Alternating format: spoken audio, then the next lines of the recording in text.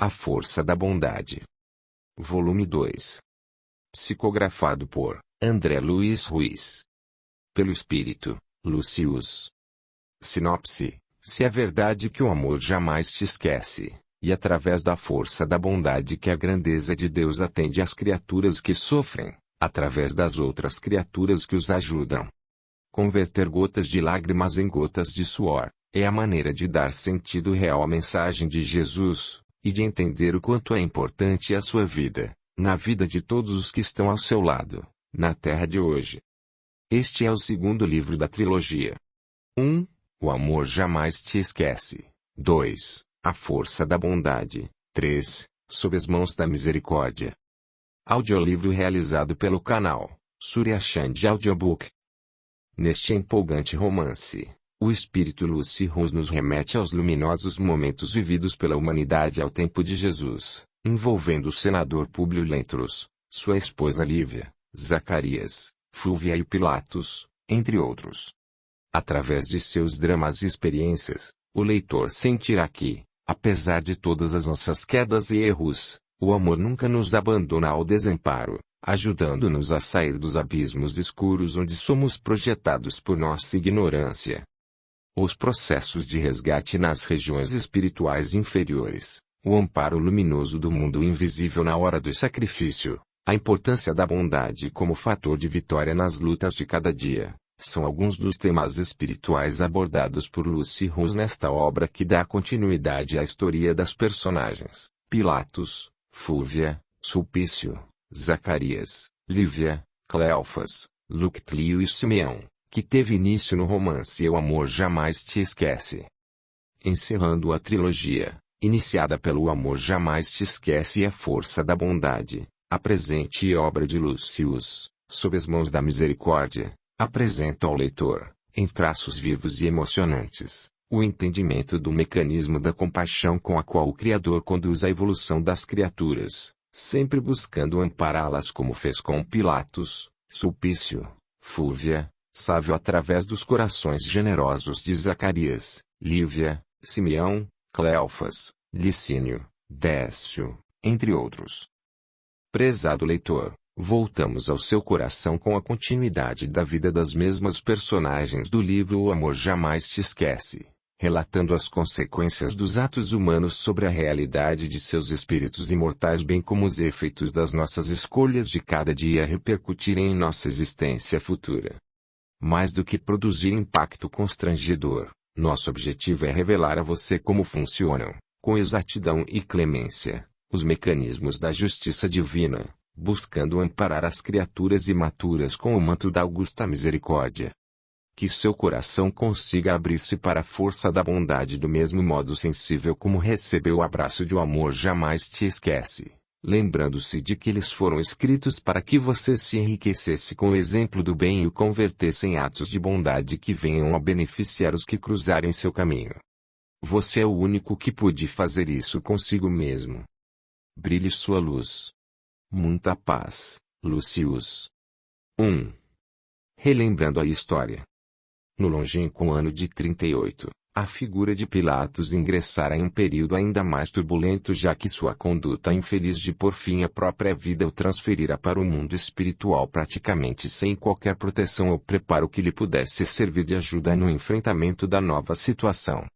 Preso na experiência do exílio, ainda que sem a presença de Zacarias, que houvera partido para a vida espiritual meses antes, vitimado pelo veneno que era destinado a ele próprio, Pilatos poderia ali começar a resgatar através da dor alguns dos desmandos cometidos, amadurecendo o espírito e aprendendo a conquistar uma certa humildade diante da adversidade. Ali no cárcere da antiga guarnição onde houvera conquistado algumas de suas glórias mundanas, poderia melhor avaliar a transitoriedade das coisas, a maneira caprichosa com que a vida flui, num vai e vem, num efeito gangorra que ora coloca o homem no alto para, logo depois, conduzi-lo ao nível mais inferior que o de singelos escravos. Apesar das maneiras cruéis que o poder mundano tinha para punir as pessoas que não lhes servia mais aos interesses, o castigo infligido ao antigo governador poderoso foi-lhe dado de acordo com as necessidades evolutivas para que propiciasse a sua renovação interior.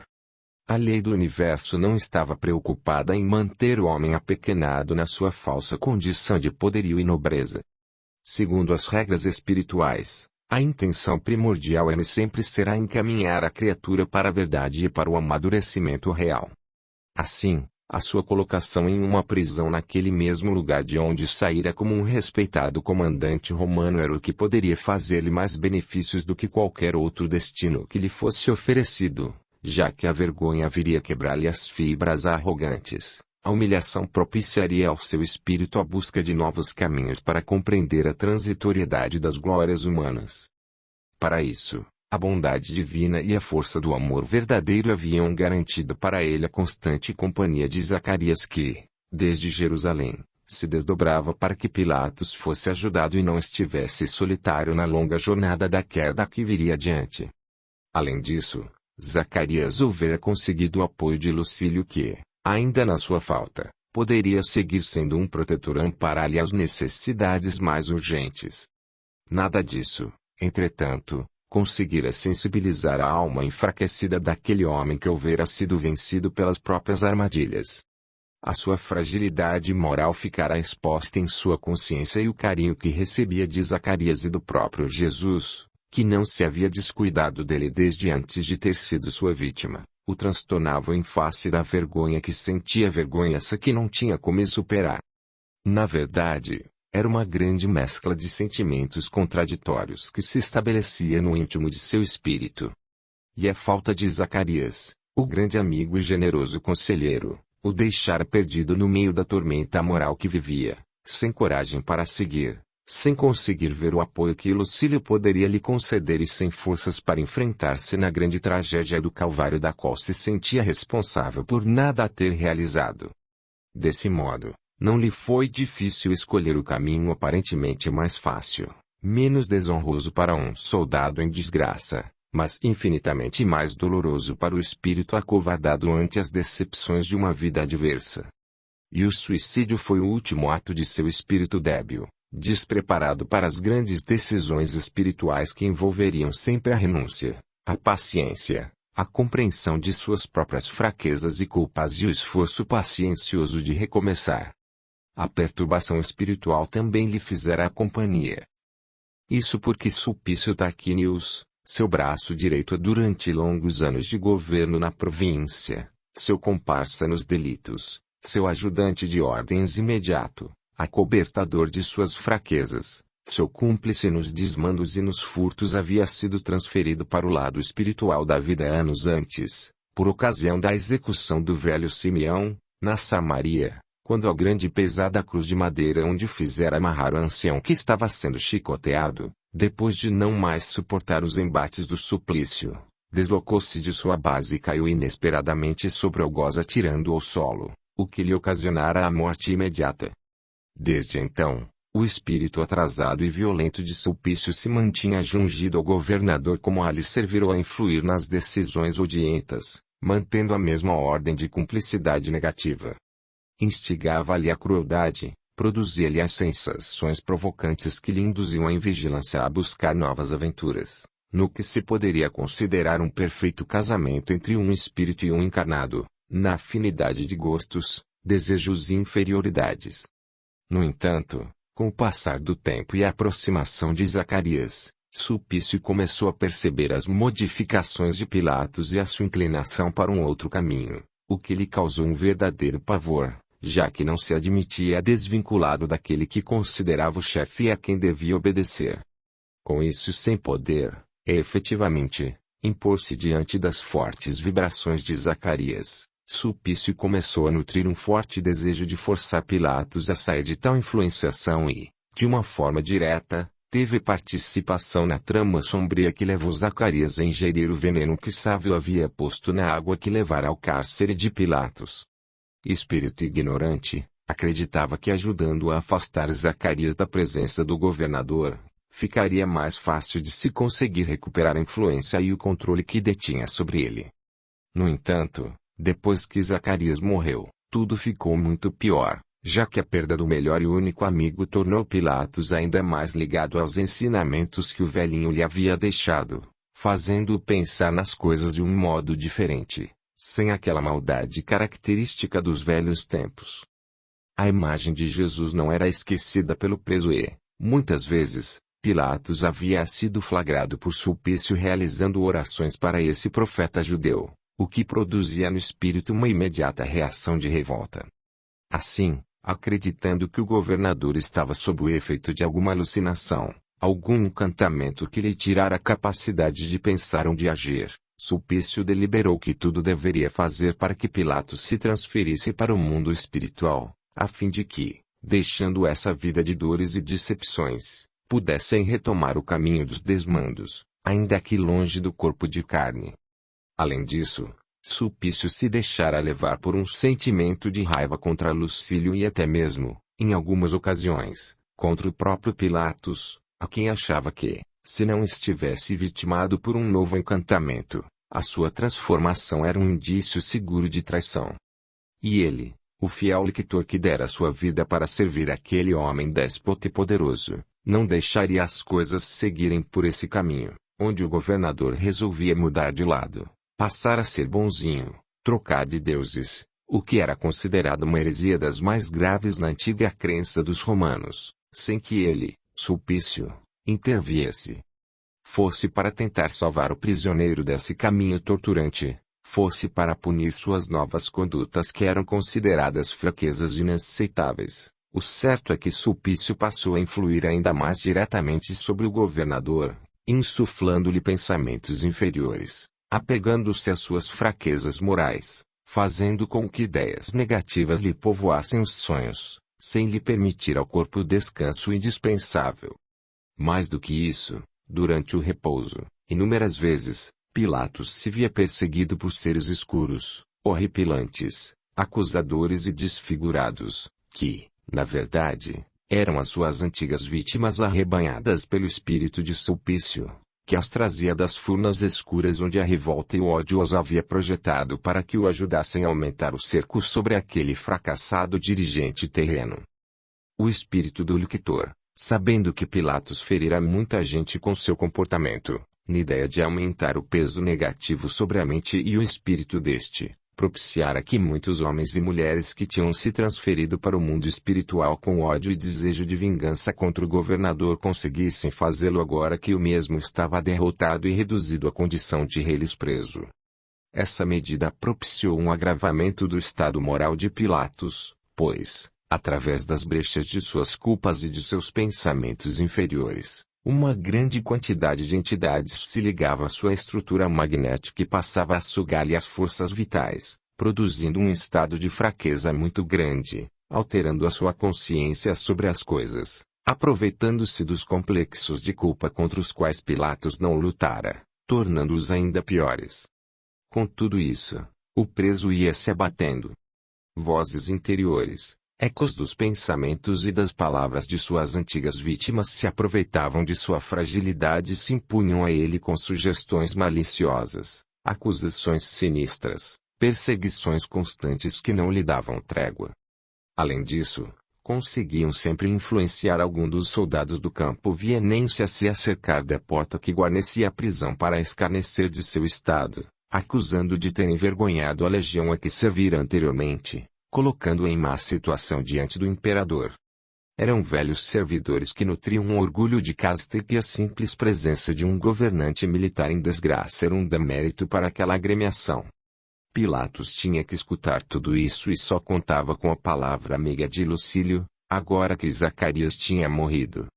As influências de todos os lados, somadas à fraqueza moral de seu caráter tíbio, fizeram com que ele visse na espada que lhe fora oferecida em certa ocasião, colocada ao seu alcance por um dos que escarneciam dele e desejava livrar-se dessa vergonha, o último recurso para sair desta vida. Assim, não titubeou quando, agarrado ao metal frio e rijo da espada romana, atirou-se contra a parede da cela, enterrando-a em seu ventre naquilo que considerava uma morte ao menos digna para um soldado. Nada conseguiu demover Pilatos dessa atitude. Do lado de lá, um cortejo tétrico esperava. Agora, não mais composto somente por Sulpício, que ostentava a aparência sórdida de um espírito fracassado, mas sim, composto de tantos quantos se fizeram possíveis encontrar para perturbá-lo em uma forma de vingança prévia, a fim de trazê-lo para o mundo invisível onde poderiam, efetivamente, exercitar o castigo que acreditavam mais adequado. Inúmeras mulheres desfiguradas, vestidas por andrajos infectos se acercavam, agora, de seu espírito perturbado e confuso e atiravam-se sobre ele, falando coisas lúbricas e sensuais, oferecendo-se como se fossem as suas novas eleitas. O estado horroroso com que se apresentavam produzia náuseas naquele espírito imaturo, fazendo com que tentasse fugir dali, sem o conseguir. Isso porque o suicida não se vê com forças para deixar as suas próprias construções mentais e asilar-se em um ambiente que lhe propicia um pouco de paz. Rebelde por natureza, lhe compete agora arcar com as suas escolhas pessoais e caprichosas, tendo que enfrentar o momento da colheita dos espinhos que semeara. Passavam as mulheres e viam seus maridos feridos e envergonhados, levados à infelicidade e à destruição dos seus sonhos por causa dos desmandos daquele autoritário e luxurioso governador.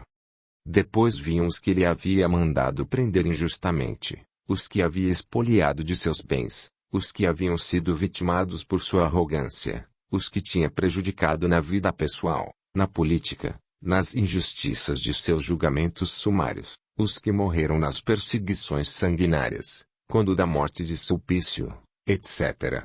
Depois vinham os que o acusavam de ter matado o Filho de Deus, de nada ter feito para impedir o seu assassinato. Assim, tais entidades galhofeiras reproduziam aos seus olhos a cena derradeira onde ele fizera lavar as próprias mãos e, no momento preciso em que repetiam tal ato, da jarra suntuosa, ao invés de água cristalina, jorrava sangue borbulhante que fumegava ao contato de suas mãos. Essa visão era a que mais lhe doía na alma. Além disso tudo, em seu corpo espiritual Pilatos sentia doer profundamente o local do ventre que fora ferido pela perfuração da espada, como se ainda tivesse enterrada na barriga, sangrando sem cessar e sem conseguir recursos para estancar o ferimento. No auge do desespero, Pilatos vislumbrou a figura de Sulpício que o observava sem intervir. Um lampejo de esperança tomou conta do olhar do insensato suicida, acreditando que Sulpício ajudaria. Em vão pronunciou-lhe o nome, como se o estivesse novamente convocando para uma tarefa como fazia ao tempo de seu relacionamento na corte romana. Sulpício não se movia do lugar e o seu imobilismo ainda mais constrangia Pilatos.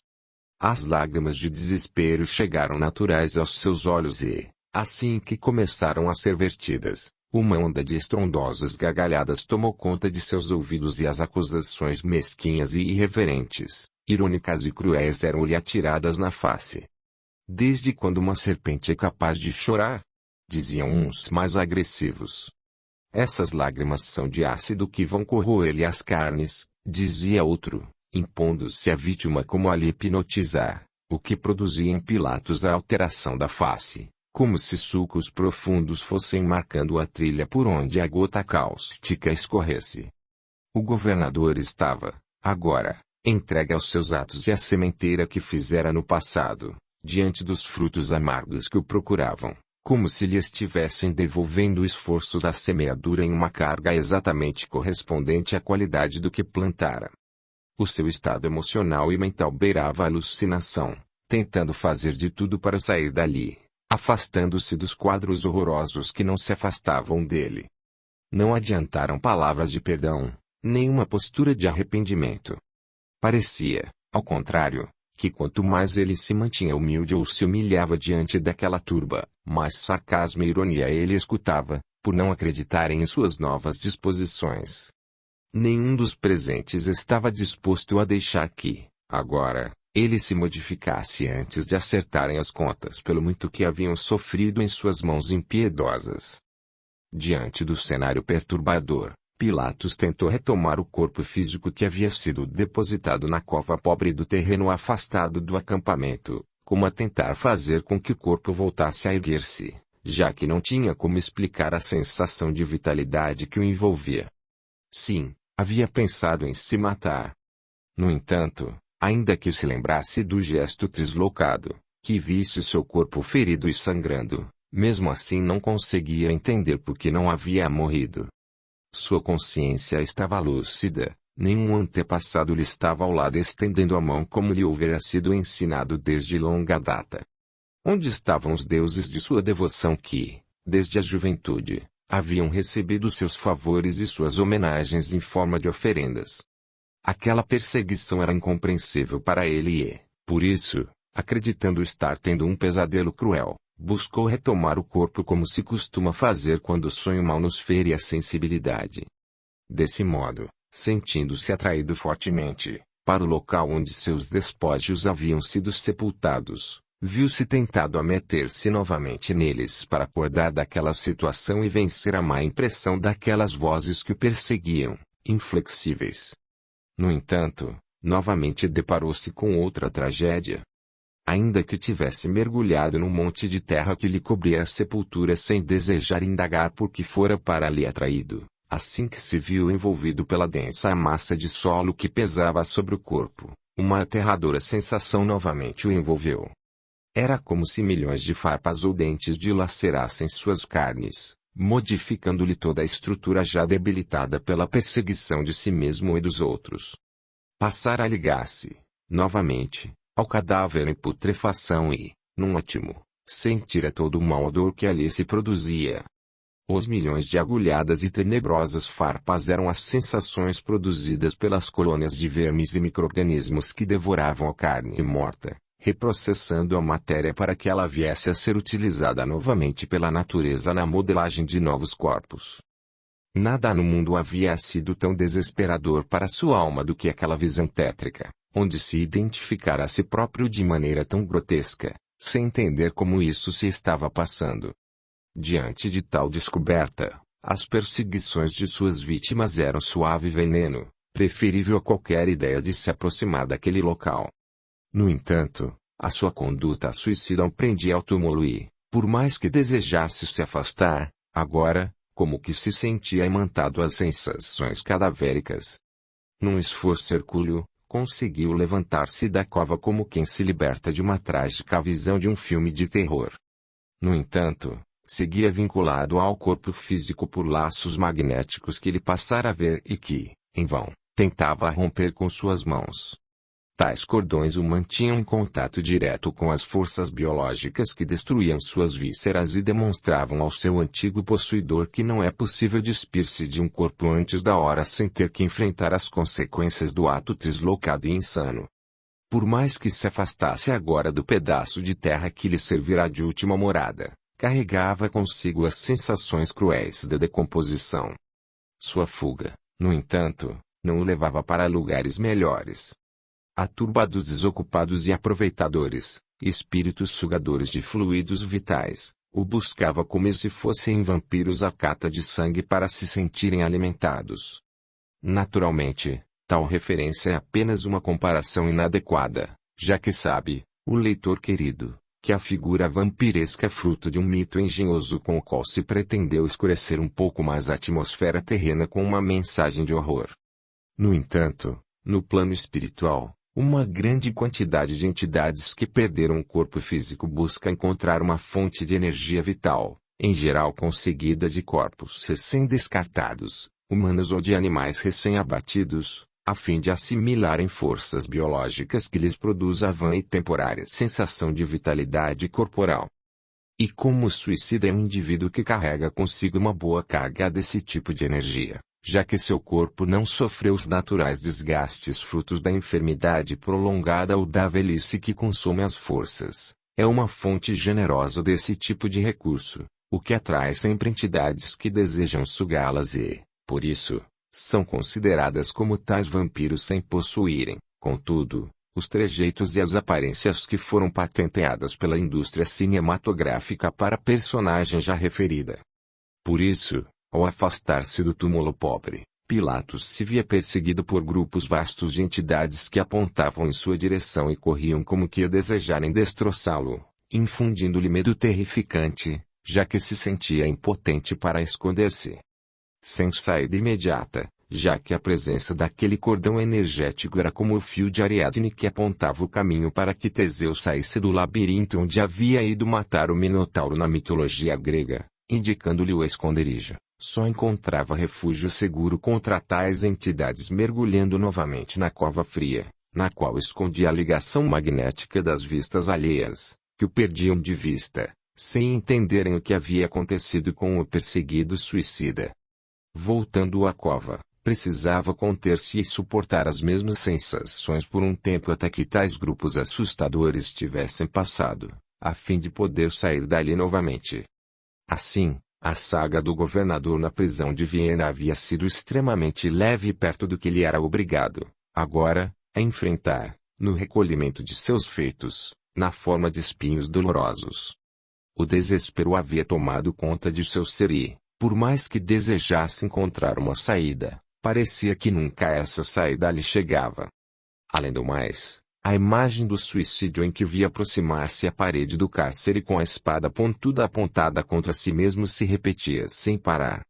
Quando não estava fugindo da sepultura, ou fugindo das entidades sugadoras voltando à sepultura, ou quando, distante dela, não se via perseguido por suas vítimas, era escravizado pela visão constante da cena do suicídio que parecia repetir-se milhões de vezes aos seus olhos impotentes para impedir que tais imagens se dessem.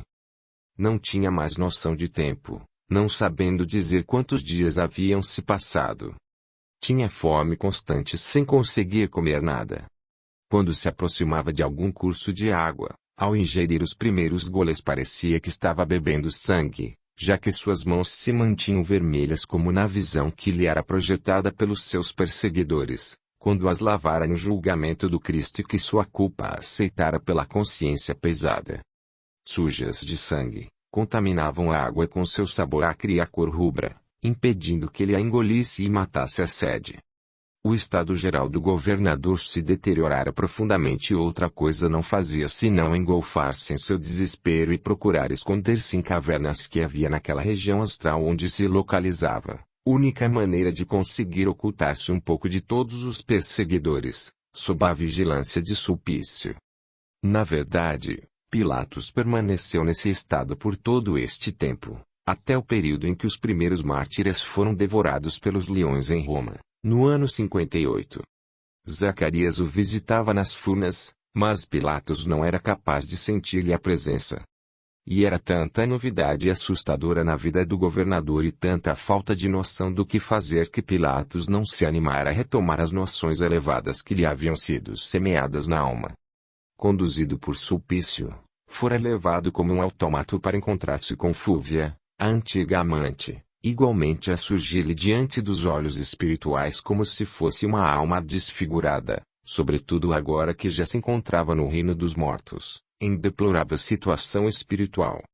Logo depois, era reconduzido às mesmas cavernas, como se o antigo sócio nos crimes o estivesse guardando ao mesmo tempo em que, eventualmente, o fustigasse com tais passeios terrificantes.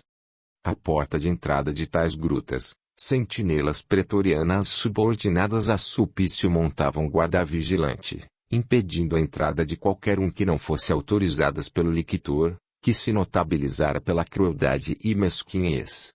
Pilatos ainda não havia recorrido à verdadeira oração, nem se achava digno de pedir ajuda de Jesus para o seu caso. Suas mãos ainda estavam vermelhas e sua consciência também. 2. Efeitos da maldade. Outra personagem de nossa história, igualmente vencida pela própria insensatez, sucumbir ao destino trágico que espera aqueles que se entregaram ao caminho dos desmandos, das intrigas, da maldade deliberada, da calúnia e do crime. Trata-se de Fúvia, a que espalhou espinhos por onde passou e que, nos últimos anos de sua vida recebeu no próprio corpo o sofrimento indispensável ao início da própria retificação. Sabemos que, depois de suas aventuras junto a diversos leitos nos quais conseguia obter a aquiescência dos poderosos para a elaboração de seus planos, Fúvia tentara tirar a vida de Pilatos, através de um amante que, ao final, terminara por ela envenenado também, como prêmio por sua dedicação. Depois que Sávio perdera a vida nos estertores dolorosos do envenenamento cruel, Fúlvia ficou a esperar a chegada da notícia oficial da morte de Pilatos, informação esta que não chegava na velocidade que se esperava, exatamente porque o militar enviado para dar-lhe o veneno não o conseguira matar graças à ação decisiva de Zacarias, que ingeriu o tóxico para salvar o governador prisioneiro, seguindo a promessa que fizera a Jesus. O panorama em Roma estava se modificando rapidamente depois da morte do imperador Tibério, alguns meses antes do efetivo suicídio de Pilatos. Fúlvia, no meio das tempestades políticas, se mantinha navegando por mares revoltos, sempre procurando levar sua influência até os mais importantes homens de governo, agora tudo empenhando para colocar sua filha Aurélia em vantagem no seio daquela sociedade corrompida e afastada dos valores morais dos antigos tempos. Aurélia era a cópia piorada de sua mãe. Adestrada na malícia, na sedução, nas condutas imorais e amorais, a jovem não se deixava sensibilizar por nenhum argumento de ordem ética. Buscava solucionar seus problemas através de caminhos tortuosos que lhe parecessem mais fáceis e adequados, ainda que tivesse que passar por cima das convenções sociais, dos padrões de respeitabilidade e das normas de conduta decentes. Todavia, o tempo cobrou seu preço e, por volta do ano 51, ao mesmo tempo em que o pretor Salvio Lentulus, seu marido, regressava ao mundo espiritual, Fúlvia apresentara sinais de debilidade orgânica iniludíveis. Dores abundantes se espalhavam por todo o seu corpo físico, agora reduzido a frangalhos por um câncer violento que lhe consumia os tecidos e estava localizado nos órgãos genitais, fartamente utilizados por Fúlvia para os delitos sem conta que cometera, usando o centro sagrado da vida para torná-lo arma de ataque. Essas áreas apresentavam feridas extensas que, não bastasse o péssimo odor que produziam, ainda lhe infligiam imensos sofrimentos, pois estavam sempre infectadas em face das necessidades fisiológicas que, por terem de ser realizadas sem que a doente se levantasse do leito, eram depositadas sobre as próprias ulcerações abertas, produzindo ainda mais infecções purulentas e intoleráveis. Os cabelos brancos acusavam a chegada da velhice, acompanhados do estado de desgaste físico em virtude das inúmeras aventuras vividas ao longo de sua juventude, prejudicando todo o equilíbrio vital e abrindo espaço para a infestação das larvas psíquicas em todo o campo do organismo vibratório, prelúdio das inúmeras manifestações mórbidas que feririam o cosmo físico e a levariam ao desencarne.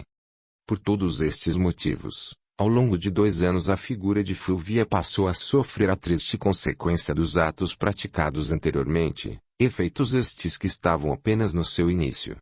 A filha única, que lhe poderia servir de companheira na dor do período final da existência, estava seguindo rigorosamente os mesmos passos aprendidos com a mãe, ocupando-se dos encontros sociais nos quais jogava com os sentimentos alheios e se comprometia com a infidelidade, desrespeitando o marido digno que o destino lhe propiciara. Diante de suas dores atrozes e do peso de sua consciência, nos dias finais de sua agonia Fúlvia alternava momentos de razoável lucidez com momentos de profunda insanidade, durante os quais voltava ao passado, esbravejava obscenidades, lançava vitupérios contra fantasmas que somente seus olhos podiam divisar na atmosfera penumbrosa de seu quarto. Atendidas sempre pelo seu prestimoso genro, o militar Emiliano Lucius, buscava muitas vezes aliviar-se das pesadas correntes de dor e arrependimento, agora em que o abatimento físico encaminhava para o destino que espera a todos os seres sobre a terra. Estava chegando o momento do reencontro com os que ferira, com aqueles que já haviam ido para a verdadeira vida antes dela, carregando os espinhos que suas mãos cravaram em seus espíritos vitimados pela sua astúcia e pelo seu veneno. Assim, nas horas de certa lucidez, Fúlvia dirigia-se a Emiliano que se colocava à sua cabeceira, enfrentando as ondas nauseantes de mau cheiro, provenientes do corpo físico degenerado, que ia apodrecendo antes mesmo que ela morresse. Meu filho, você é a única coisa que me resta neste mundo, já que sei que me esperam trágicas consequências no reino sombrio da morte, dizia a doente, agoniada. Desejando dar-lhe forças e tirar de sua cabeça ideias negativas, Emiliano tentava mudar o rumo da conversa. No entanto, Sentindo que sua vida estava se esgotando, Fulvia mantinha a mesma direção no assunto, como se desejasse punir a si própria, como um imperativo da consciência de culpa, longamente ignorada pela indiferença. Não, meu filho, não posso retribuir a sua dedicação com a mesma indiferença com que me mantive ao longo de toda uma vida. Fui a esposa infiel, mulher impiedosa e mãe desnaturada. Na condição de esposa, representei uma comédia conjugal, sendo que Salvio sempre soubera que nos havíamos casado por interesses calculados e para mantermos uma aparência necessária ao nosso modo de ser e a mentirosa sociedade em que vivemos, as mentiras que iludem para parecerem verdades. Incapaz de me manter dentro dos padrões da decência, mantinha a minha corte de amantes entre os homens mais poderosos, mas nunca desprezei uma aventura com qualquer outro menos importante, para saciar os meus impulsos carnais. Assim, não hesitei em me deitar com autoridades e subordinados, romanos e estrangeiros, desde que daí retirasse alguma vantagem que pudesse utilizar depois, na forma de favores que, mais tarde, viria a cobrar com acréscimos. Fui amante de meu próprio cunhado, esposo de minha irmã, dentro de sua própria casa, sem que isso me causasse a menor dor de consciência. Quantas vezes sentia a Cláudia aflita pelas condutas ilícitas de Pilatos e tentava acalmá-la com fingidas palavras de compreensão, quando era eu mesma quem lhe desvirtuava o casamento, ferindo-lhe o coração generoso e confiado. Como mulher, mandei matar os que não me interessavam, mas eu própria envenenei alguns outros para que as pistas de meus crimes fossem apagadas para sempre. E como mãe, passei a criar minha filha pelos mesmos caminhos tortuosos por onde me conduzia, adestrando Aurélia para ser sempre fingida e inocente por fora, mas víbora e mesquinha por dentro. Ainda que já estivesse casada com você, meu filho, sabendo de sua inclinação profunda por outro, o jovem Plínio Severus, tudo realizei para que ambos pudessem consumar seu amor aqui mesmo nesta casa, durante sua ausência. Desejando ferir a família do orgulhoso senador que sempre me desprezou no afeto secreto que lhe devotava, tratei de envenenar-lhe o ânimo contra sua mulher, acusando-a de leviana sem ter provas efetivas de sua traição, ao mesmo tempo em que me interpus no caminho de sua filha Flávia, que desposara Plínio numa forma de unirem as duas famílias afinizadas por anos de convivência, os Lentulus e os Severos. Sabendo da grande paixão de Flávia pelo jovem Plínio, instruí Aurélia, que se demonstrava também interessada em aventuras carnais na companhia do jovem, também pertencente às hostes militares, atraída por seu porte esbelto, nas técnicas de conquista e de sedução sempre tão eficazes diante de homens despreparados para o afeto fiel e seguro do casamento. Não demorou muito para que Plínio trocasse as alegrias dos braços da esposa pelas aventurosas noitadas ao lado de Aurélia, como a amante lasciva e atraente que, por caminhos tortuosos, se tornara minha arma contra essa família que não conseguira conquistar com meu afeto sincero. Tudo isso o fiz por inveja e por desejo de vingar-me da felicidade que não pude construir ao meu redor. Tenho certeza de que as feridas que me atacam hoje são o fruto desse procedimento ilícito e baixo que, agora que me preparo para morrer, me vejo na obrigação de confessar diante de ti, meu filho, a quem peço que me perdoe todo o mal que estou te revelando. Emiliano, aturdido, não sabia o que fazer diante de tanta maldade confessada ali, na beira do precipício escuro da morte, por uma mulher que, agora, era apenas a sombra mal cheirosa do que fora no passado. Subira de seu estômago uma queimação acre que parecia querer corroer-lhe as entranhas e, se não fosse a sua disciplina militar, vomitaria ali mesmo, tal estado de asco que tudo aquilo lhe produzia.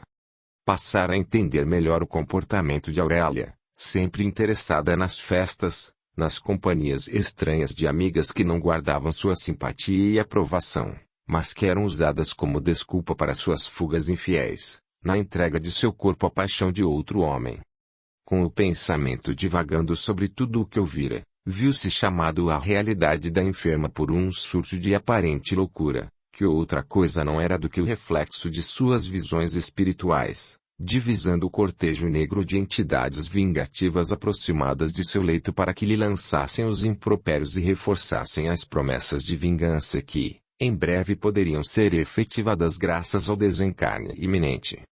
Assim, nesses momentos, perante os que estavam fisicamente presentes no quarto, ao seu lado, parecia que a doente estava delirando.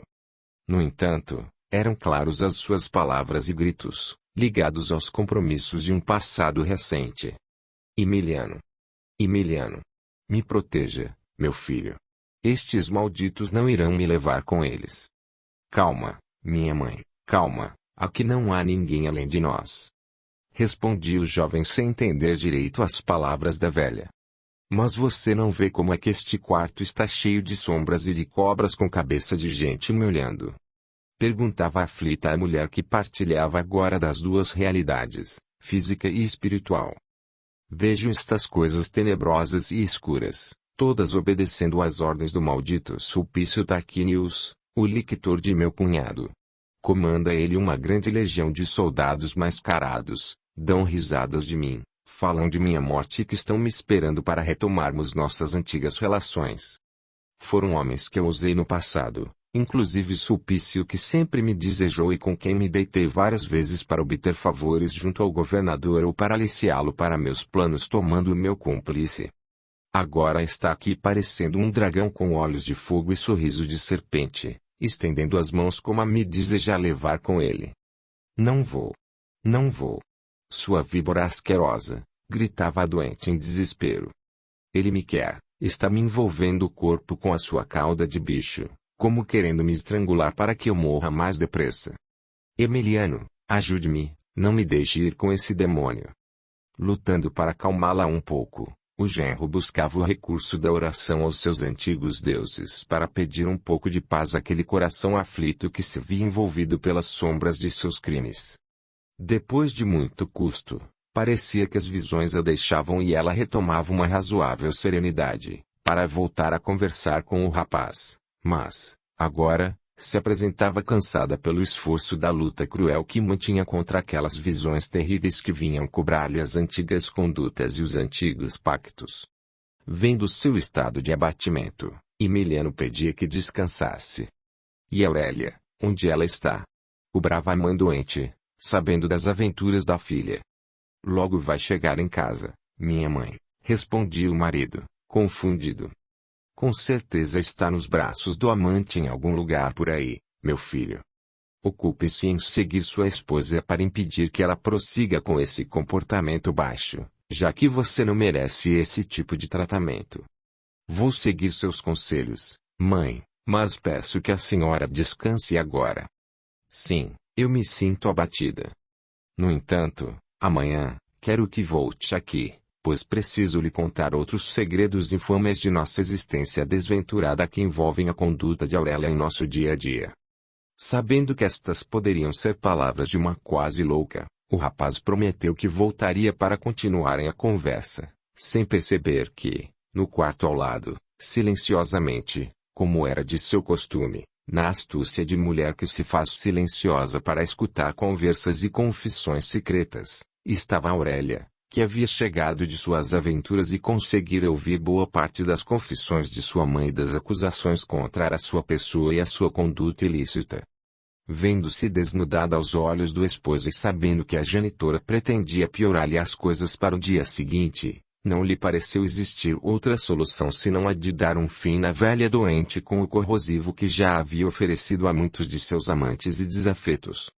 Assim, saindo do esconderijo como quem nada tivesse escutado, aproximou-se fingidamente do leito materno com ares de preocupação e desejo de aliviar seus sofrimentos, não sem antes desvestir as roupas alegres e festivas que lhe denunciariam a chegada de lugares impróprios, ainda mais para serem visitados naquele momento em que a mãe se encontrava em seus dolorosos estertores. Observada pelo marido que trazia o cérebro fervendo de pensamentos conflitivos, Aurélia procurou fazer-se mais doce e preocupada, alardeando a necessidade de sua mãe repousar. Diante de sua chegada, Emiliano se afastou do quarto para que ambas pudessem ficar mais à vontade, sabendo que a filha, como mulher, poderia cuidar das feridas da mãe sem que sua presença viesse a constrangê-las na delicada e íntima operação. No entanto, com a saída do marido, Aurélia pôde dar continuidade aos seus planos. Gostaria de um calmante, mãezinha, para que pudesse repousar mais tranquila? Perguntou a filha. E acolhida pela palavra confiada daquela que fora sempre a sua sócia, a sua cúmplice em todos os erros que cometeram, Fúvia se sentira mais segura com a sua presença e suas palavras aparentemente doces. Sentou-se na cama, acariciou os cabelos da filha e concordou em receber o calmante para que o descanso lhe viesse menos doloroso. Tratou a jovem de preparar-lhe o remédio, não sem deixar de incluir algumas gotas de tóxico veneno letal que guardava em suas coisas, herança das práticas de sua própria genitora que a iniciara nas artes da maldade, através das lições que ensinavam como se livrar de pessoas indesejáveis ou de segredos que não se poderiam revelar nunca. E, enquanto preparava o remédio, veneno, Aurélia pensava consigo mesma. Sim, o segredo só a morte pode, para sempre, preservá-lo. Levou o recipiente diretamente para a mãe e fez com que bebesse todo o seu conteúdo, sem qualquer tremor de consciência, sem qualquer gesto de vacilação. Afastando-se do ambiente no qual deixara duas servas para velar o sono da enferma, como era costume, seguiu para seus aposentos esperando o desenrolar dos fatos, apreensiva. Não tardou muito para que o efeito produzisse a sufocação fatal que impedirá à vítima sequer a expressão verbal das últimas palavras. Chamados ao leito pelo estado de desespero da doente, todos da casa procuraram dela se aproximar para tentar aliviar-lhe o sofrimento fulminante. Em vão se tentaram todas as formas de ajuda e vieram os que se dedicavam ao tratamento das enfermidades naquela época, sem que conseguissem realizar qualquer diagnóstico acerca do veneno. Para todos a doente fora vítima de sua própria enfermidade, tendo sido considerada morta algumas horas depois da última conversa com Emiliano. Apesar da aparente casualidade, não lhe passou desapercebido o fato de a enferma ter morrido pouco depois da chegada da filha e tal suspeita veio se juntar às inúmeras outras que lhe povoavam a alma. O desencarne de Fúvia foi trágico para o seu espírito. Da mesma forma como houvera matado muitos, direta ou indiretamente, fora também assassinada provando em sua própria pele os efeitos do veneno que distribuíra, outrora, aos que desejava tirar de seu caminho. Nas palavras sábias de Jesus, era o ferro ferindo aqueles que com o ferro haviam ferido, literalmente. Agora, no mundo espiritual, o cortejo de seus sócios, de suas vítimas, de todos aqueles com quem se havia compactuado em sua trajetória de erros e deslizes, a esperava, ruidoso e apavorante.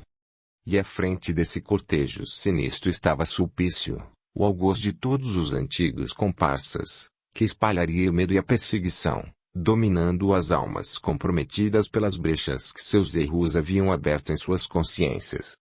Estávamos no ano de 53 quando o desencarne de Fúvia ocorreu pelas mãos da própria filha.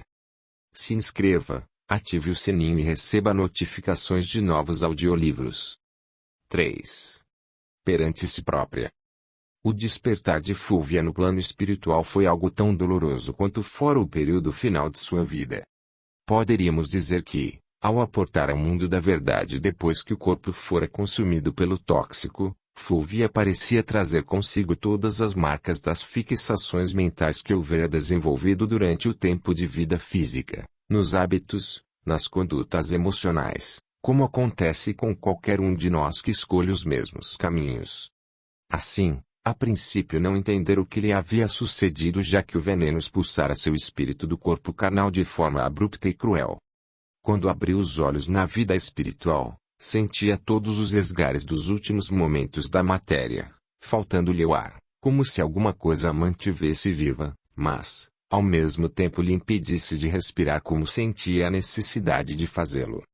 Por causa de seu padrão de conduta durante a vida, não foi apenas no corpo físico que a enfermidade cancerosa tinha se instalado. Aliás, é bom que se esclareça o leitor que as doenças que surgem no organismo são o produto dos desequilíbrios da alma, acumulados ao longo da presente encarnação ou provenientes das anteriores vivências da alma, somadas aí aquelas que são solicitadas pelo reencarnante como prova para o seu mais rápido aprimoramento e as que ele resolve criar com os abusos a que se entrega. Por isso, em Fúvia, o câncer era a marca de sua realidade espiritual, Alimentado pelas mais baixas vibrações de seu espírito necessitado e ignorante, acostumado às convenções mesquinhas de uma sociedade corrupta na qual se inseriu procurando usar de suas armas para conseguir as vantagens materiais que julgava mais adequadas.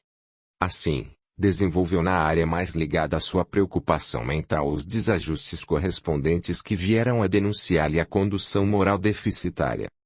Se no corpo físico a matéria carnal, ulcerada pelos tumores, ainda apresentava certa resistência às transformações impostas pela mente desvairada, matéria esta que só lentamente ia sendo corroída, no corpo espiritual daquela alma infeliz as mudanças e desajustes vibratórios se apresentavam grotescos, transformando-a, por assim dizer, em uma mistura de bruxa louca e monstro deformado.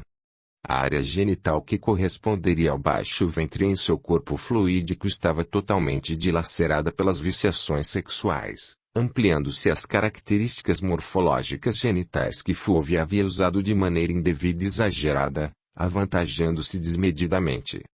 Não trazia apenas o aumento da forma degenerada, mas, além disso, a tumoração igualmente era mais grotesca e dolorosa, fazendo com que Fulvia precisasse se apoiar a fim de poder caminhar com muita dificuldade no ambiente hostil onde se viu projetada. Precisava caminhar com as pernas separadas em face das alterações morfológicas que se impuseram pelos desregramentos morais e que se entregou, o que impedia de manter o equilíbrio desejado. A dor lhe seguia os passos e cobrava o preço por toda a dor que ela houvera espalhada em sua trajetória, conforme a consciência de culpa já lhe impunha, como vimos nos desabafos que efetuara perante o genro amoroso que a auxiliava. Para conseguir um pouco de alívio, precisava manter uma das mãos à altura do ventre, pressionando em cada passo que dava, como assegurá-lo para que o balanço não fosse muito intenso e a dor multiplicada. Ao lado disso, seguia o problema respiratório que o tóxico produzira em sua sensação para além da sepultura.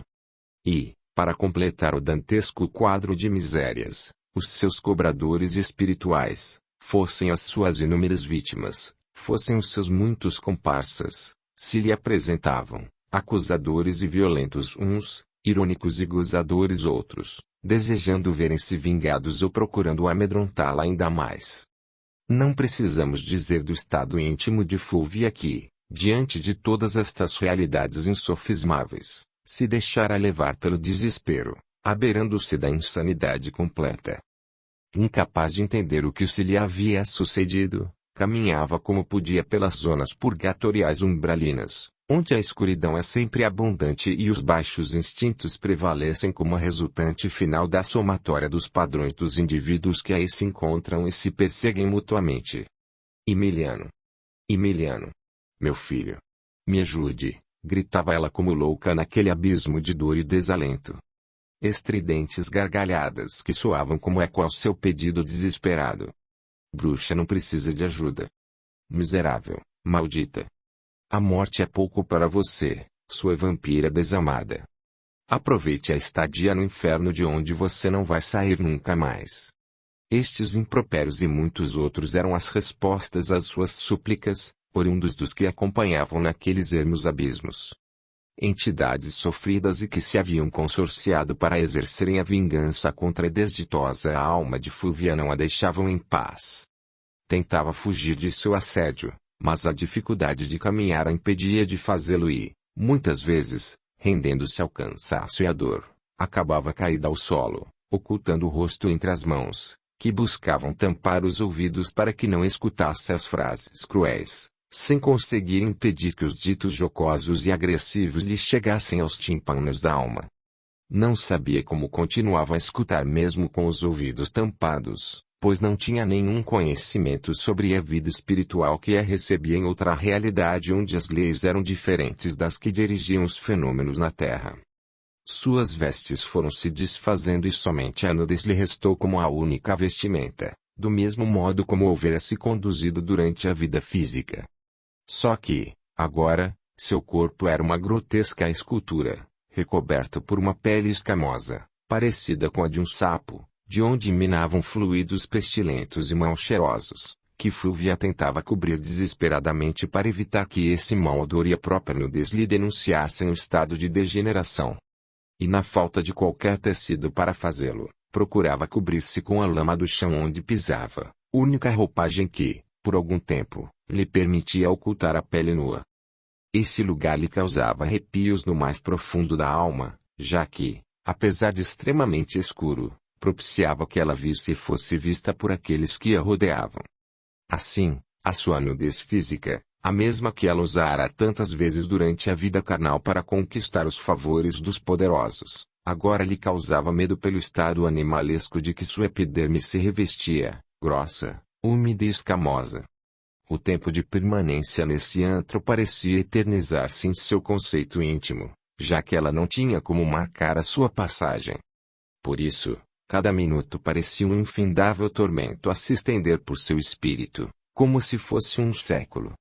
Em vão gritou para os deuses aos quais jamais recorreu outrora com sinceridade e respeito, pedindo ajuda.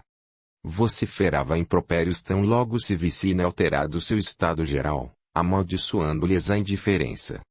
Assim permaneceu Fúvia por alguns anos, recebendo como única visita naquelas furnas a figura de Sulpício que a vinha fiscalizar e que deixara um de seus asseclas e comandados como responsável por vigiá-la para que não a perdesse de vista, já que, quando se fizesse um momento adequado, voltaria para buscá-la, lembrando que, apesar do grau de deformidade e monstruosidade daquela alma, Sulpício se achava ligado a ela pelos desejos que, de uma forma ou de outra, acabam sendo os primeiros e mais pobres laços dos espíritos, a começarem a sua jornada de comprometimento e elevação, ainda que através da dor e do sofrimento que se causem.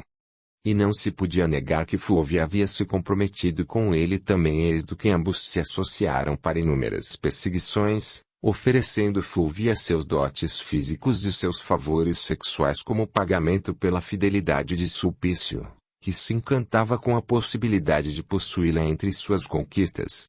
Da mesma maneira que Fúvia, Sulpício também havia assumido a forma degenerada que o seu atraso e sua maldade lhe impunham, uma vez que no mundo dos espíritos funciona, como alfaiataria da alma, a oficina do sentimento e do pensamento.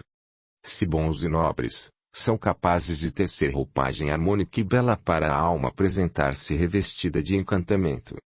Se inferiorizados e deturpados, produzem sombras e deformidades como consequência direta, ornamentando seu gerador primeiro, o espírito que os alimenta, com aparência grotesca e trágica que indica seu estado de atraso espiritual. Ambos, portanto, se haviam igualado em feiura por traduzirem os baixos padrões de seus espíritos nas formas adulteradas que denunciavam seu tônus vibratório. A diferença era de que, por estar já há muito tempo no plano espiritual, Sulpício aprendera a controlar melhor a sua mente e, valendo-se de sua liderança como lictor inteligente e sagaz, organizara uma rede de serviço e influência que, agora, dirigia com mão pesada. De alguma sorte, havia pleiteado e conseguido um importante cargo na estrutura umbralina graças ao seu currículo de maldades e à sua especialidade como organizador de orgias, de extorsões, de perseguições que causavam impacto e medo nos mais experientes moradores da escuridão. Sulpício, deste modo, acompanhara de perto o desencarne tanto de Pilatos, 15 anos antes, quanto de Fúvia, agora igualmente devolvida ao seu controle direto, apesar de seu estado lastimável. Importante que se diga que em Pilatos as mesmas adulterações genitais se observavam, apenas com menores realces do que em Fúvia, pelo fato de que o espírito do governador, apesar de leviano e imaturo, não fizera do sexo desvairado sua principal fixação. Abusara da sexualidade como um processo de desfrute, como um aperitivo para preencher o seu lazer de homem, não como o fazia Fúvia, como arma de conquista, como ferramenta de trabalho na realização de seus desejos vis. Além do mais, ao benefício de Pilatos contava o fato de que, bem ou mal, esteve a serviço da coletividade que governou e que, se não se comportou de maneira digna como se era de esperar de qualquer governante, ainda que medíocre, a sua administração produziu algo de bom ao longo dos anos que se manteve à frente do governo da província. Mais do que isso, contudo, contava o remorso pelos seus atos, A vergonha que já começara a experimentar durante a vida física com a perda de sua posição e a humilhação do exílio, somadas aos ensinamentos recebidos de Zacarias e ao peso da consciência de culpa pela morte de Jesus. Todas estas circunstâncias pesavam a favor de Pilatos que, apesar de ter tirado a própria vida num gesto que é geralmente considerado um delito dos mais graves, possuía atenuantes e havia realizado algumas coisas boas que o protegiam na colheita dos amargos frutos no mundo da verdade espiritual. Assim, apesar de extremamente degenerada, a aparência de Pilatos era melhor do que o estado vibratório de Fúvia, ainda que, obviamente, não fosse de causar nenhuma inveja em ninguém. Com o passar dos anos, Sulpício conseguiu reunir o ex-governador e sua ex-amante na mesma caverna a fim de que um pudesse ver o estado repugnante comum e nunca mais desejarem se envolver um com o outro. Era esta a ideia de Sulpício que, ciumento, desejava guardar aquela mulher somente para si mesmo. Providenciara esta aproximação com o intuito de concretizar o seu definitivo afastamento, pela aversão que desejava criar em seus espíritos. E foi tal estado de repulsa que a visão de ambos lhes produziu que, quase de imediato, se afastaram lançando imprecações de dor e revolta um contra o outro. Pilatos, sem identificar Fúvia logo de princípio, amedrontou-se com o estado monstruoso daquela entidade que parecia estar ali para causar-lhe terror, coisa que, para que ocorresse com um soldado romano, deveria ser muito impressionante mesmo. Fúvia, por sua vez, identificou seu antigo amante com facilidade já que o estado de Pilatos era menos degradado do que o dela própria, mas, tão logo o viu, ao mesmo tempo que sentiu medo de seu estado degenerado, imediatamente passou a lançar-lhe palavrões e frases acusadoras, como se não houvesse sido ela própria, no passado, quem tivesse tramado a sua morte através do braço assassino de Sávio. Somente quando Fúvia passou a agredi-lo de maneira direta e clara, referindo-se ao passado de ambos, é que Pilatos percebeu que aquele monstro poderia tratar-se daquela bela cunhada que lhe visitara o leito escuro tantas vezes e que lhe produzia a sensação de virilidade e poder, pelo exercício de sua masculinidade.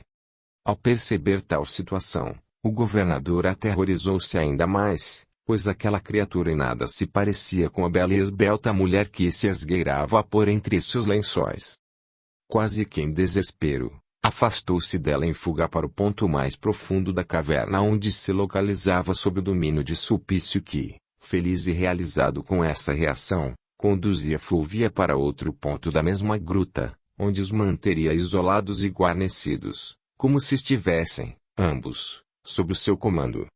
Tudo isso permaneceu dessa maneira por vários anos, sendo certo que os asseclas de Sulpício, rotineiramente, traziam aos dois prisioneiros da maldade, algum tipo de alimento grosseiro e pequenas porções de um líquido barrento que podia ser considerado água suja e sem condições de ser ingerida, mas que era sorvida pelos prisioneiros desesperadamente, como se fosse a linfa mais pura que a natureza fornecesse. Esse estado de coisas se manteve como medida educativa da lei do universo, que permite sejam preservadas as consequências dos atos de todos os envolvidos na tragédia da vida como forma de vaciná-los pela dor atroz que eles mesmos haviam engendrado em seus destinos contra novas recaídas no futuro. Não era pela maldade de um Deus indiferente que eles continuavam ali. Era justamente para que aprendessem com as consequências de suas escolhas quais deveriam ser as melhores opções para suas almas, quando estivessem novamente recolocados no processo de viver no corpo carnal.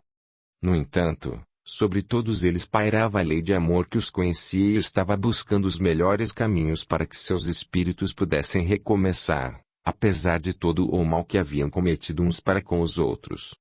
É por isso que todas as forças do amor são usadas no governo da vida, já que são as únicas que suportam as agressões mais vis sem reagirem da mesma maneira. São as únicas que compreendem sem serem compreendidas, as únicas que não escravizam aqueles a quem se dedicam como escravas por escolha.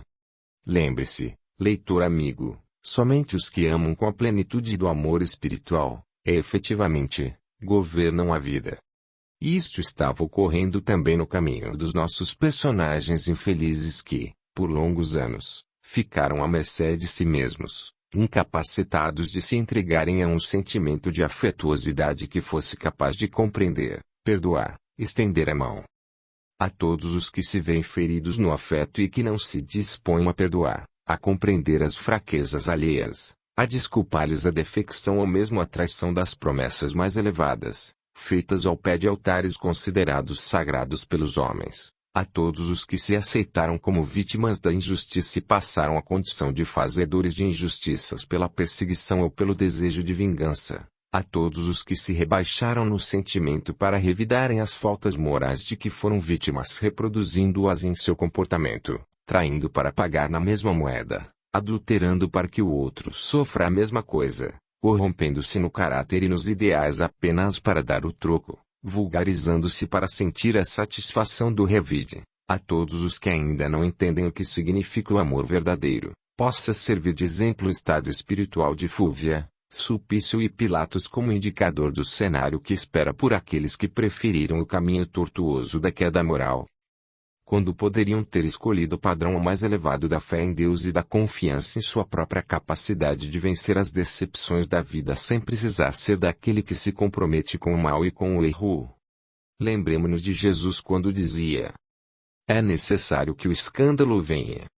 No entanto, que não sejas tu a pedra de escândalo. 4. Ao cenário catacumba. O cenário era impressionante.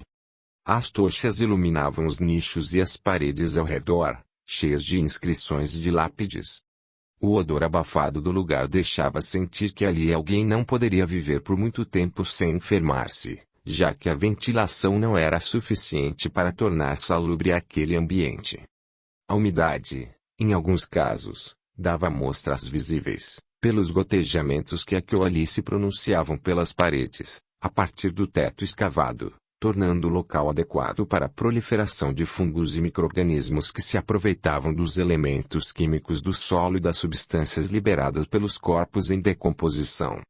A escuridão natural tornava aqueles sítios um local de arrepiar qualquer ser vivo que ali se aventurasse, sobretudo porque se corria o risco de se perder no labirinto de túneis e passagens que se multiplicavam pelo subterrâneo, já que tal cenário se localizava bem abaixo da superfície. O odor característico dizia de sua destinação como última morada para os romanos de então, que ali depositavam os corpos mortos nos diversos nichos escavados nas paredes, onde ficavam à espera das homenagens próprias dos rituais pagãos, na condição de ancestrais agora tornados deuses da família, conhecidos como deuses lares. Um vozerio abafado e um movimento invulgar quebravam, naquele dia, a rotina do local sempre silencioso e lúgubre. Eis que, de tempos em tempos, pequenos grupos chegavam, discretos, descendo pelas escadarias em silêncio, seguindo sutil trilha de tochas pequeninas que foram acesas antes por alguém com a finalidade de orientar o caminho dos que desciam. Vencidos corredores e passagens apertadas, chegava-se a um salão abobadado onde, aos tempos de Augusto, se reuniam as cooperativas funerárias, à época as únicas corporações a que se permitiam congregar pessoas sem serem consideradas amotinadas pela lei romana. Por efeito da manutenção da ordem pública e para se evitarem as reuniões sediciosas, acatando as determinações de Augusto, só se permitia, desde os idos tempos de seu glorioso império, as reuniões públicas para os fins piedosos de levar à última morada os corpos que morriam. Assim, lá se encontravam, agora, mais de 200 pessoas amontoadas para escutar, naquele ambiente inadequado e obscuro, a palavra luminosa do apóstolo que chegara da Síria, enviado pelas forças espirituais para espalhar a luz sobre a treva, o consolo sobre a dor. Já se haviam passado 20 anos desde que Pôncio Pilatos tirara a própria vida em Viena, no ano de 38 d.C., depois de seu exílio e sua desgraça. Ao mesmo tempo, pouco mais de 2 décadas tinham transcorrido quando Zacarias, envenenado, entregara o corpo à sepultura, no ano 36 d.C. Desde aquele tempo, João de Cleofas se houvera convertido em um dedicado trabalhador do Evangelho, convertido que fora pela cura recebida das mãos de Zacarias, na cidade de Nazaré, quando apodrecia o então leproso Cleofas no casebre que seu irmão Saul lhe destinara como sepultura viva. Curado pela oração fervorosa de Zacarias, Cleófas passou a seguir-lhe os passos até que se dirigiu com ele para a cidade de Cafarnaum, onde se encontrou com Jesus, a quem, igualmente, passou a acompanhar por todas as andanças. Mesmo quando da crucificação, Zacarias e Cleófas, que acrescentara ao seu pré-nome de João, agora íntimos amigos, acompanharam à distância todos os trágicos acontecimentos com o Divino Mestre e guardaram para sempre em seus espíritos as lembranças amargas de tais cenas, sempre muito duras e dolorosas. Espalhados os discípulos pelos caminhos do mundo, João de Cleófas tomou o destino da pregação das verdades do reino, deixando Jerusalém e a casa do caminho nas mãos dos demais seguidores do Mestre, estabelecendo seu trabalho na região mais ao norte, junto das comunidades afastadas do centro do mundo judeu, falando das realidades espirituais a criaturas afastadas de todas as influências religiosas ortodoxas. Antioquia fora o centro nevrálgico de sua atuação, principalmente depois que o convertido de Damasco, Paulo de Tarso, ali estabeleceu as bases da comunidade cristã que se manteria por longos anos, reunindo homens e mulheres devotados à vivência das verdades da Boa Nova. Ali, João de Cleófas estabelecera o centro de seu trabalho e dali foi enviado a Roma para os deveres espirituais que o aguardavam na trajetória de sua alma. Em modesta saliência que o tornava um pouco mais elevado do que os demais, à guisa de pequena tribuna, levantara a voz o pregador envelhecidas pelos labores sacrificiais do Evangelho, ouvido em magnético silêncio pelos seguidores da mensagem do Divino Mestre, que se multiplicavam por aquela Roma paga e entregue a todo tipo de dissolução social, agora sob a direção do espírito imaturo e vigilante de Nero. Os núcleos cristãos se iam tornando mais numerosos e, ainda que se mantivesse a proibição dos tempos de Augusto, já era mais comum que as pessoas se reunissem em suas moradias para os contatos com as novas ideias. Roma crescera muito como centro de um mundo rico e depravado. Cada vez era mais difícil fiscalizar todos os cidadãos e o que faziam. O novo movimento começava a chamar a atenção das autoridades pelo volume com que se multiplicava o número de seus adeptos, provocando uma alteração significativa no equilíbrio do culto às antigas tradições populares e religiosas. No entanto, ainda que se encontrassem em pequenos grupos, eventualmente procuravam se reunir em catacumbas, local isolado e pouco vigiado, para que, em maior números, pudessem escutar algum pregador inspirado que viesse lhes trazer o fortalecimento dos ideais e as notícias do andamento do movimento cristão pelos caminhos do mundo. A mensagem que João de Cleófas trazia, profética, tocaria o destino de todos os seus ouvintes extasiados e embevecidos pela eloquência de seu interlocutor que, numa mistura de serenidade e energia, força e doçura, magnetismo e simplicidade, dava mostras claras de não estar falando por si mesmo, mas sim, inspirado pelas luminosas falanges espirituais em nome das quais havia sido mandado a Roma a fim de preparar o ambiente dos candidatos ao reino de Deus para os sacrifícios que eram esperados de todos os sinceros adeptos. A sua figura pequenina elevava a voz no ambiente parcamente iluminado e os ouvidos atentos dos que, de diversos lugares da grande cidade acorreram para ouvi-lo, igualmente, não perdiam nenhuma das suas expressões, levados emoção e as lágrimas pelas figuras luminosas e fortes que o seu verbo lhes transmitia ao coração e ao pensamento. Ali estavam, igualmente escutando o sermão espiritual, entre os homens, Lucílio Barbatus, o ex-centurião romano que seguira com Zacarias para levar Pilatos ao exílio na Germânia Superior, ao mesmo tempo em que todos os seus companheiros da estalagem de Jonas, localizada nas redondezas da prisão mamertina, também se encontravam ali, já que a semente que Zacarias havia lançado e Lucílio houvera dado tratamento carinhoso, fertilizar o coração de inúmeros israelitas que viviam na grande capital e que passaram a ter, na estalagem humilde, o ponto de encontro semanal.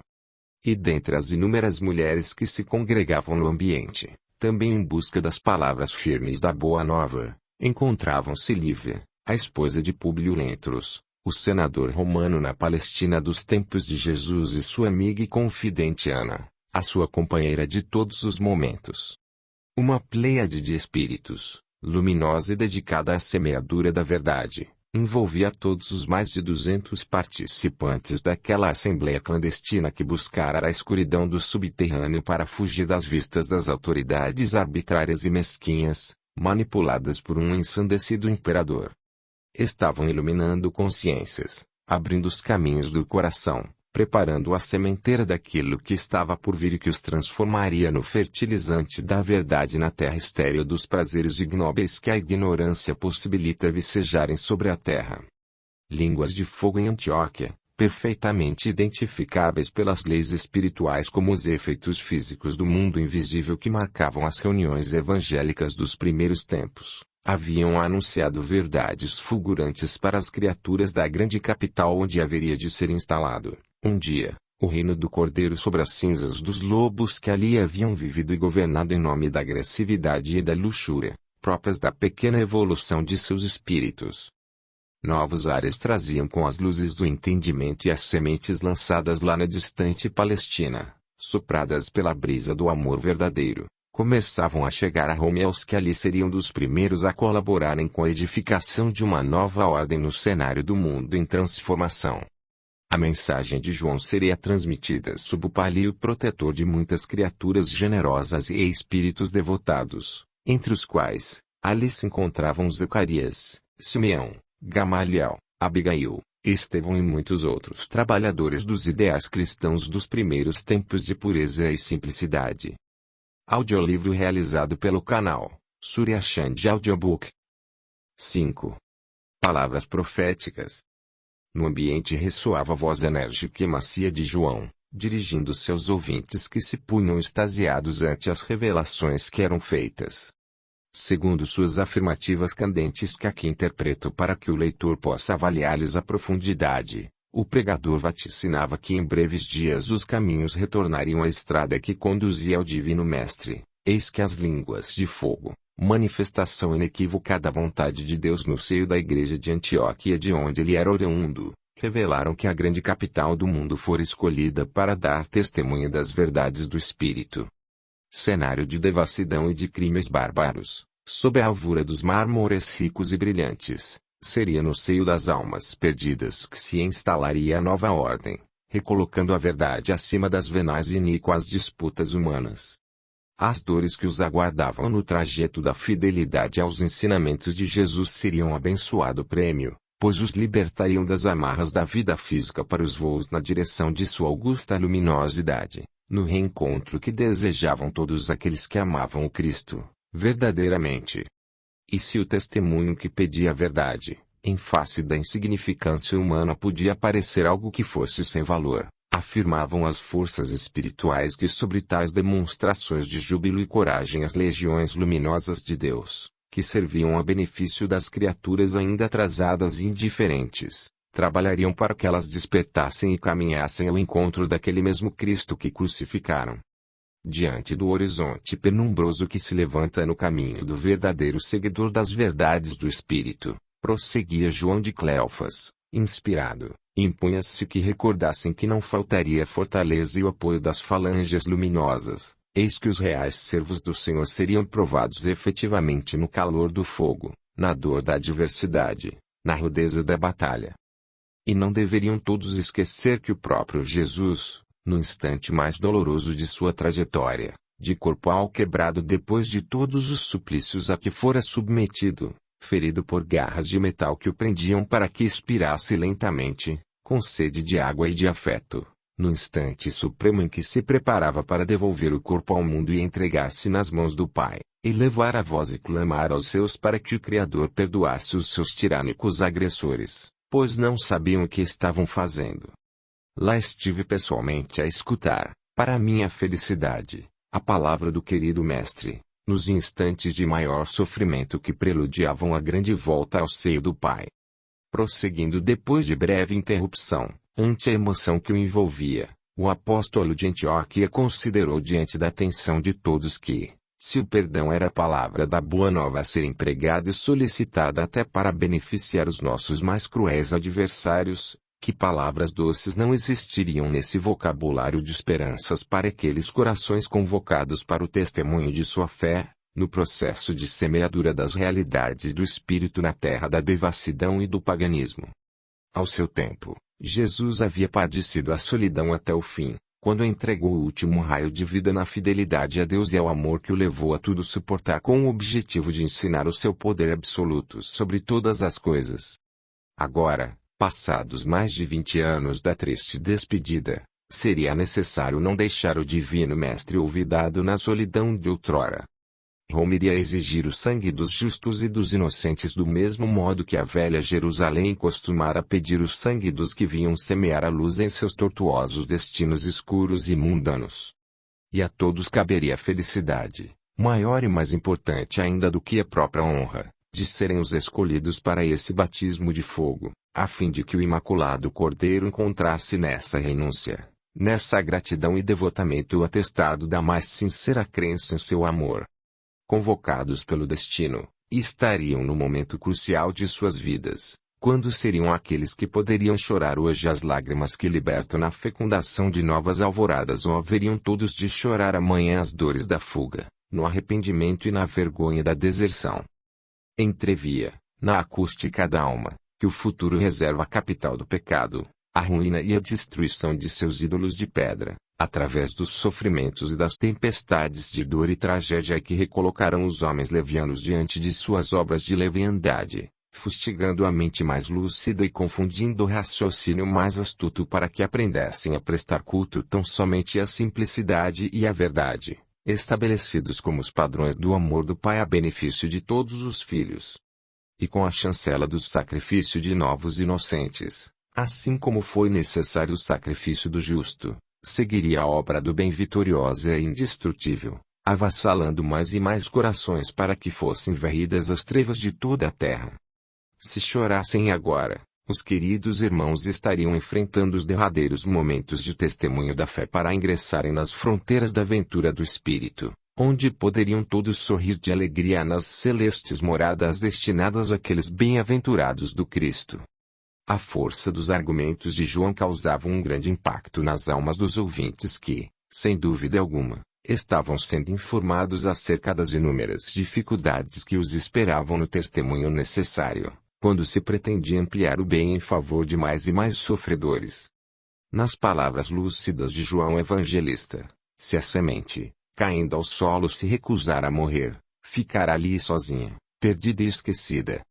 No entanto, se ela aceitar morrer, se transformará em muitas outras sementes e não ficará mais em solidão.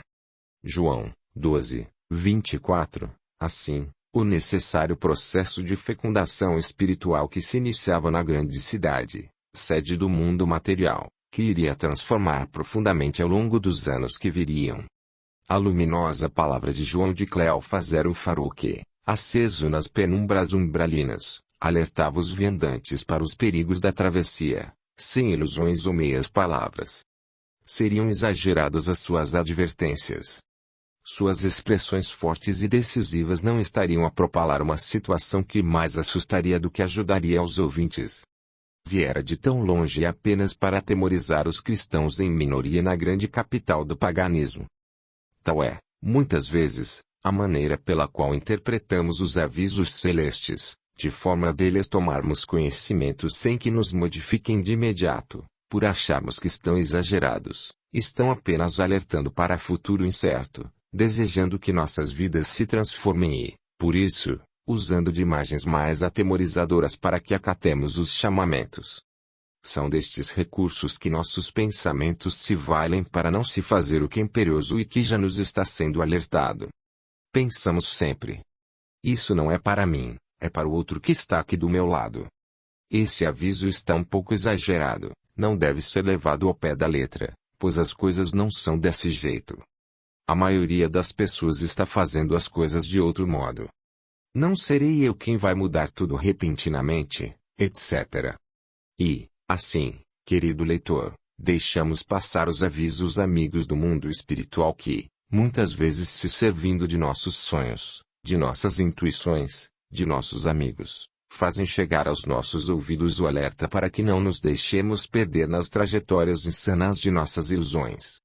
Acordar com um aviso de perigo é incômodo, mas é bem melhor do que ter que despertar fustigado pelo incêndio que nos está queimando a carne, sem clemência. Por isso, os que estavam naquele ambiente escutando a mensagem inspirada do apóstolo de Antioquia, sabiam que não fora em vão que aquele ancião houvera se deslocado de tão longe para estar ali naquele momento crucial e tão importante para seus destinos. Afinal, chegava o aviso antes do incêndio que estava para ser ateado. Tão logo terminou sua locução de força e coragem aos corações, depois de algumas breves palavras de entendimento junto aos que o procuravam para a troca de orientações, quando alguns já se preparavam para deixar o local, ouviu-se o estalido das sandálias, o farfalhar das capas e o ruído das armaduras, já que mais de 50 soldados romanos invadiam o ambiente para surpreender os que ali se reuniam. As vozes dos soldados ecoavam pelas abobadas lúgubres da catacumba quase deserta, penetrando os corredores e passagens e produzindo a imagem do terror nos corações da maioria que ali estava. Percebendo que haviam sido descobertos e que não havia muita possibilidade de evasão, alguns mais afoitos começaram a apagar as poucas tochas que iluminavam o ambiente a fim de que, feita a escuridão, todos tivessem mais chance de fugir pelos corredores e labirintos do lugar. No entanto, mais uma vez a decisiva intervenção do pregador barrara a iniciativa que só viria a produzir mais dor e aflição, eis que estimularia os soldados a serem mais cruéis com os que ameaçavam fugir. Assim, tomando a palavra, desceu da modesta e improvisada tribuna de onde falara a todos e gritou para que todos ouvissem. Irmãos, Jesus nos ensinou que nunca colocássemos a luz sob o alqueire. Mantenham acesas as tochas para que o nosso testemunho de fé e coragem seja visto por todos e não haja nenhuma dúvida sobre o nosso desejo de entregar tudo pelo amado Senhor. Quase que hipnotizados por estranha força que parecia incoercível, os mais de 200 ouvintes calaram qualquer reação, que seria inócua ante a organizada guarda romana que já tinha tomado todos os corredores e se preparado para qualquer reação violenta. E à luz das chamas incandescentes que iam iluminando todas as passagens, João de Cleofas dirigiu-se ao centurião romano Lúculo Quintilius, estendendo-lhe os braços intimorato e humilde, a fim de que fosse preso sem demonstrar nenhuma resistência, dizendo: Centurião, aqui estamos para enfrentar este momento de sacrifício e renúncia sem medo. Cumpre as tuas ordens sem receio, pois ninguém aqui será obstáculo ao que viestes concretizar. Sem qualquer emoção que não fosse a do desdém, o soldado covarde atou as mãos do ancião, não sem antes feri-lo na face com o golpe arrogante da arma de metal que trazia o símbolo do império mundano. No entanto, sem perder a confiança em Deus e em si próprio, para coibir a reação que o ato de violência houvera produzido no espírito de alguns jovens que, indignados com a cena abjeta, preparavam-se para o revide, o ancião ergueu a palavra novamente, dizendo: Calem toda a violência, pois ela demonstra a alma enferma do agressor. Melhor ser ferido do que ferir, já que a mensagem de Jesus não nos foi trazida para ser olvidada. Lembre-se de que, na hora dolorosa de sua prisão, tomado de indignação, Pedro sacara da espada contra o soldado do templo que viera prender Jesus e a lição não se fez esperar. Guarda a tua espada na bainha, pois os que ferem com o ferro serão feridos. Diante da heroica advertência daquele velho sereno e vigoroso, todos os ânimos se pacificaram para espanto até mesmo dos próprios soldados romanos. E, como o exemplo é o mais poderoso argumento que existe na vida, um a um dos que ali se encontravam passou a imitar o gesto de João e estender os braços para que fossem presos sem qualquer oposição. Reunidos todos sob a vigilância severa dos soldados comandados por Lúculo e Clódio Varros, foram levados para a prisão romana do Circo Máximo, onde, no dia seguinte os aguardava a trágica despedida do mundo físico, nas festividades do mundo pagão, sob a transitória direção do alucinado do missioneiro que, assim, dava início ao processo de perseguição dos cristãos primitivos, ainda que, por esse tempo, os apresentasse à multidão alucinada como escravos ou sentenciados a tais penas, sem identificá-los como profetantes do novo credo, coisa que seria feita a partir dos anos 60 depois de Cristo. não passou desapercebida dos 2 centuriões comandantes da guarnição pretoriana que efetivou a detenção dos inocentes, a presença de uma matrona romana, vestida a caráter, como indicador de seu nível social e sua ascendência patrícia. Lívia fora vista por entre as mulheres comuns e identificada como esposa de alguma autoridade importante, o que veio a causar espanto e preocupação nos homens que cumpriam as ordens, já que temiam complicações com os superiores, deliberando, então, no dia seguinte, que a patrícia importante seria deixada por último e, tão logo fossem todos encaminhados para o sacrifício, seria apartada na hora crucial e colocada na porcento rua, para que voltasse ao seu ambiente, sem que fosse submetida ao martírio, única maneira de os soldados não acabarem responsabilizados por causa da morte de uma importante personagem. Tudo estava preparado para o grande dia, no qual os senadores mais importantes e de maior tempo de serviço prestado ao Estado romano seriam homenageados pelo imperador cínico e oportunista. Ali estaria, entre os laureados, o mesmo Públio Lentulus a participar da estrondosa festividade que culminaria no grande palco de loucuras e insanidades, elevadas à condição de diversão para o povo e homenagem aos importantes servidores de Roma. Públio se mantinha aferrado aos interesses do mundo, desprezando as verdades do espírito, orgulhoso que se achava por merecer os troféus mundanos que tão bem faziam ao seu entendimento mesquinho de homem apegado aos conceitos da terra. Todavia, depois de 25 anos de isolamento da esposa amada, por seu orgulhoso padrão de conduta, tratando-a como mera escrava dentro do lar e recusando-lhe a mínima oportunidade de justificar-se ante as acusações caluniosas de Fúvia, Públio havia planejado solicitar o perdão da mulher amada, colocando aos seus pés os lauréis recebidos do imperador, como prova de seu arrependimento e do devotamento de seus sentimentos por ela. Lívia houvera provado a amarga taça dos dissabores domésticos sem esmorecer e sem pretender fustigar o marido com uma conduta indigna de sua pessoa, ainda que por ele fosse considerada uma mulher que traíra sua confiança, no encontro secreto com o então governador Pilatos, no dia em que Jesus fora julgado na Palestina distante. Tendo ido até o governador para interceder por Jesus, que estava sendo injustamente acusado, o seu homem de confiança, Sulpício, encaminhou à alcova particular de Pilatos, onde ele recebia as mulheres com quem satisfazia seus instintos inferiores. Sem saber que estava sendo envolvida por uma teia de maldades e coincidências, Lívia se apresentou perante o governador em trajes de escrava, eis que não pretendia comprometer o esposo, importante representante de César naquelas paragens. E a mão maldosa e astuta de Fúvia, tomando o senador pelos braços, encaminhou até a janela superior de onde poderia ver a saída dos referidos aposentos, acusando Lívia de estar ali para atrair os compromissos afetivos que mantinha com Públio. Apesar de não acreditar na jovem intrigueira, Públio se viu vencido pela cena de Lívia deixando a alcova de Pilatos, o que acabou por produzir em sua alma despótica de então, a relutante decisão de conceder-lhe o direito de viver, mas na condição do simples serviçal dentro do lar, afastando-a, inclusive, da companhia da própria filha.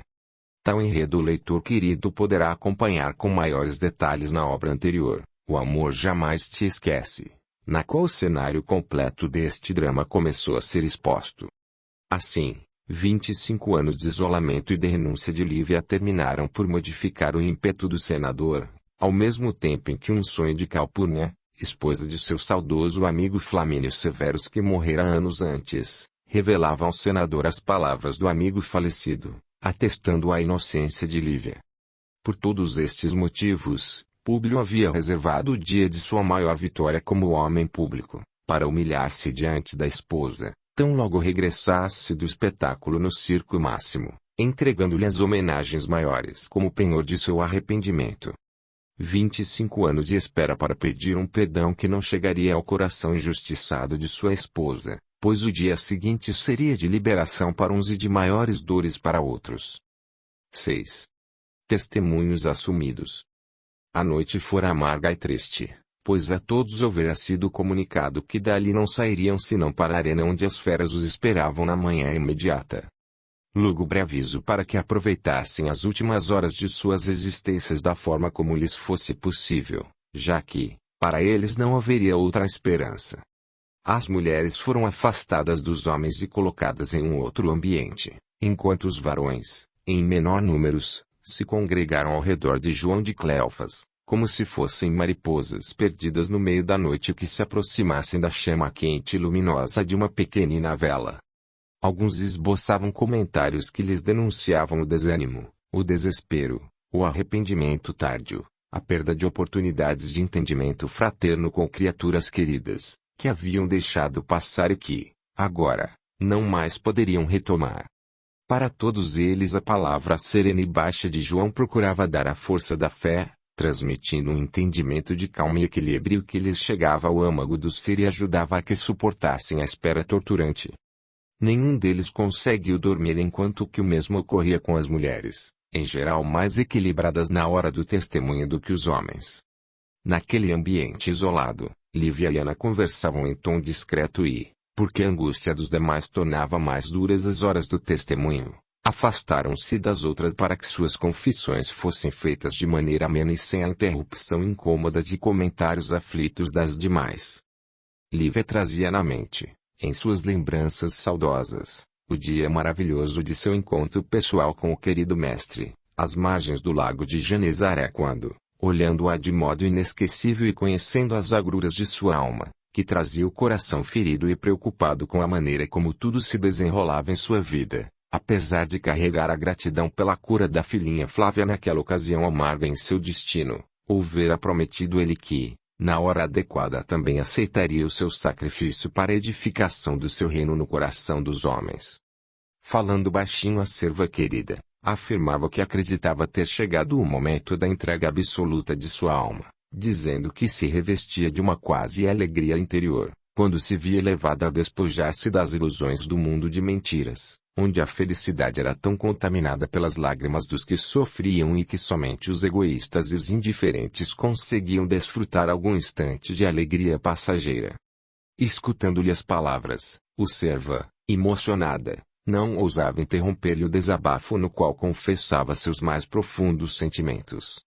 Lembro-me do querido Simeão, em seu tugúrio, que nos recebeu às 13 e nos protegeu da perseguição dos sequazes de Pilatos e ainda imagino a grandeza de sua alma no testemunho doloroso de sua própria crucificação simbólica, vitimado pela ignorância daqueles homens sem sentimentos, principalmente Sulpício que, ao mesmo tempo em que agredia o pobre e indefeso ancião amarrado à cruz tosca que mantinha à porta de sua moradia, também perdia a vida logo depois, naquele acontecimento fatídico, atingido pela mesma cruz que desabara sobre sua cabeça, esmigalhando o crânio.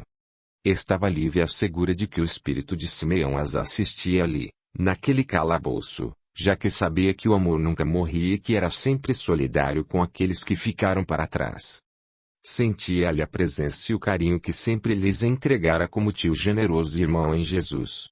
Tentando tirar Lívia dessa onda de nostalgia e melancolia que marcava suas palavras, Ana comentou: Senhora, o senador vosso esposo necessita de sua companhia no momento difícil de sua jornada.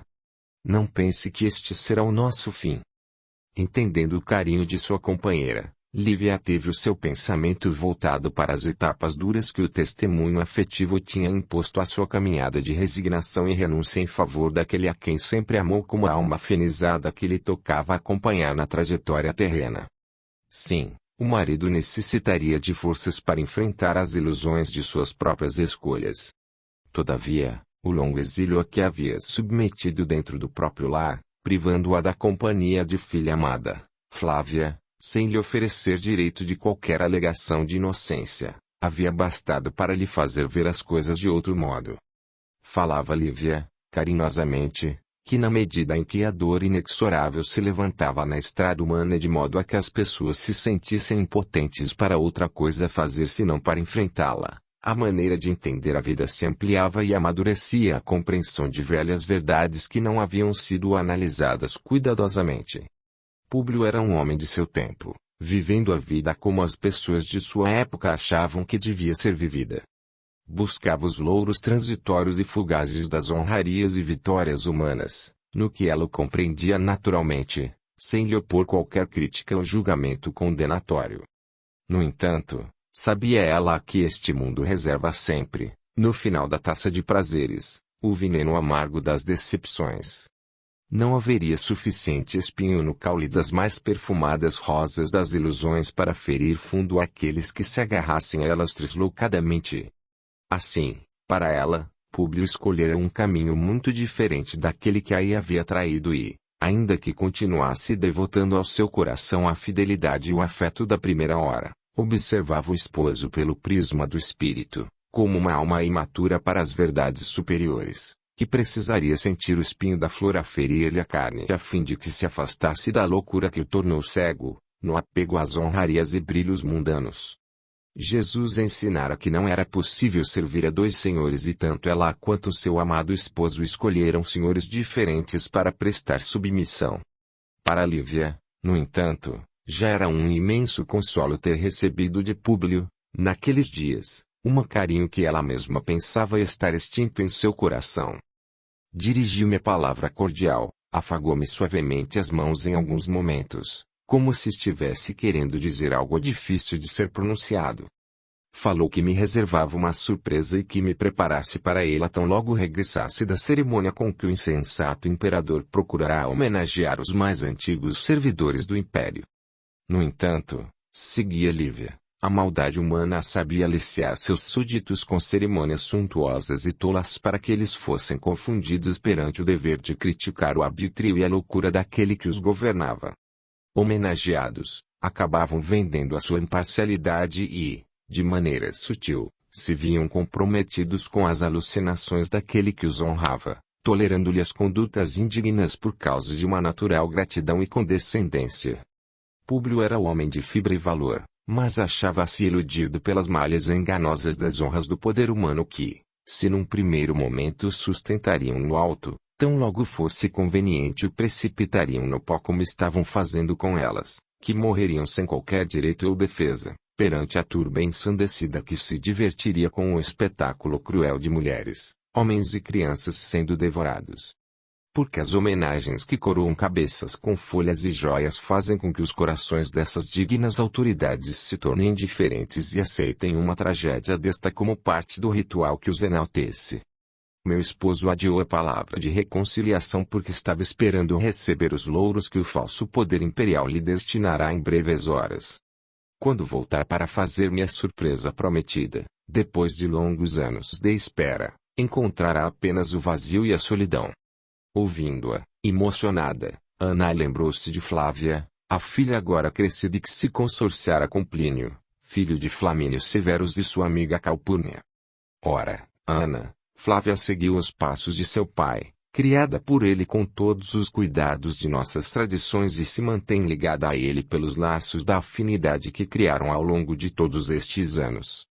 Em realidade, a filhara havia sido afastada da influência da mãe que pouco pôde fazer para que a sua criação trilhasse outros caminhos, ao mesmo tempo em que as tendências de seu espírito se apresentavam muito mais fortes e parecidas com as ilusões de Públio, o pai, infundidas como perfil para a normalidade da vida. Seu coração seguia os mesmos passos do genitor e ela não tinha como impedir que se ferisse nos mesmos espinhos que os dele. Ainda assim, segundo se expressava Lívia a serva amiga, dedicava-lhe as orações de todos os dias pois o sentimento de mãe jamais esqueceria a alma que lhe fora confiada um dia nas entranhas do ventre, como berço de Deus para a chegada da vida sobre a terra. Com isso, confessava a nobre matrona romana em que se encontrava absolutamente despojada de todos os apegos do mundo, preparada para enfrentar os testemunhos que as aguardavam para que a vida tivesse o significado mais amplo do verdadeiro amor que sabe morrer para que mais e mais pessoas pudessem aprender a amar. Com especial inflexão de carinho, falou docemente à serva. Quero dirigir-me ao teu coração para pedir perdão por qualquer coisa que tenha feito em teu prejuízo ou deixado de fazer em teu benefício, já que tenho por ter mais acendrado o amor de irmã ao de mãe devotada. Jamais desejei ofender-te e magoar-te com a conduta arrogante de quem está socialmente acima daquelas que, muitas vezes como servas humildes, são as verdadeiras senhoras pelas qualidades do espírito. O momento era de muita emoção entre as duas almas amigas que se preparavam para enfrentar as dolorosas contingências de um testemunho que lhes pedia tudo para a libertação verdadeira de suas almas.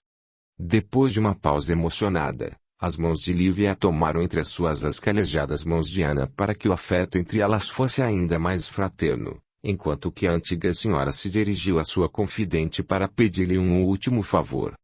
No entanto, falta-me uma coisa que te gostaria de pedir e que somente tu podes fazer por mim. Como vês, a hora derradeira chegou e me apanhou trajada com as vestes aprumadas de senhora de senador, enquanto que minha alma gostaria de chegar ao testemunho ostentando a túnica humilde dos servos. Não se trata de vergonha de minha posição nem mesmo de tentar preservar meu marido de qualquer constrangimento. Nada que eu faça ou deixe de fazer impedirá que Públio sofra as amargas decepções com o mundo a que escolheu servir.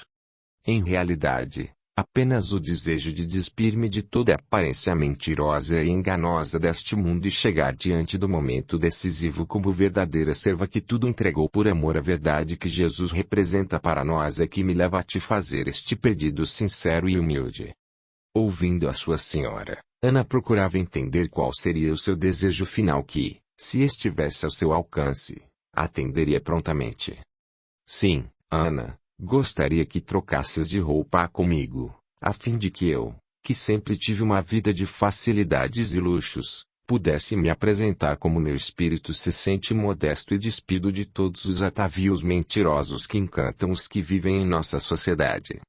Surpreendida, Ana chorava sem saber o que fazer naquela hora tão crucial de seus destinos, na qual a amada patroa lhes suplicava ajuda para tornar-se humilde, inclusive na aparência.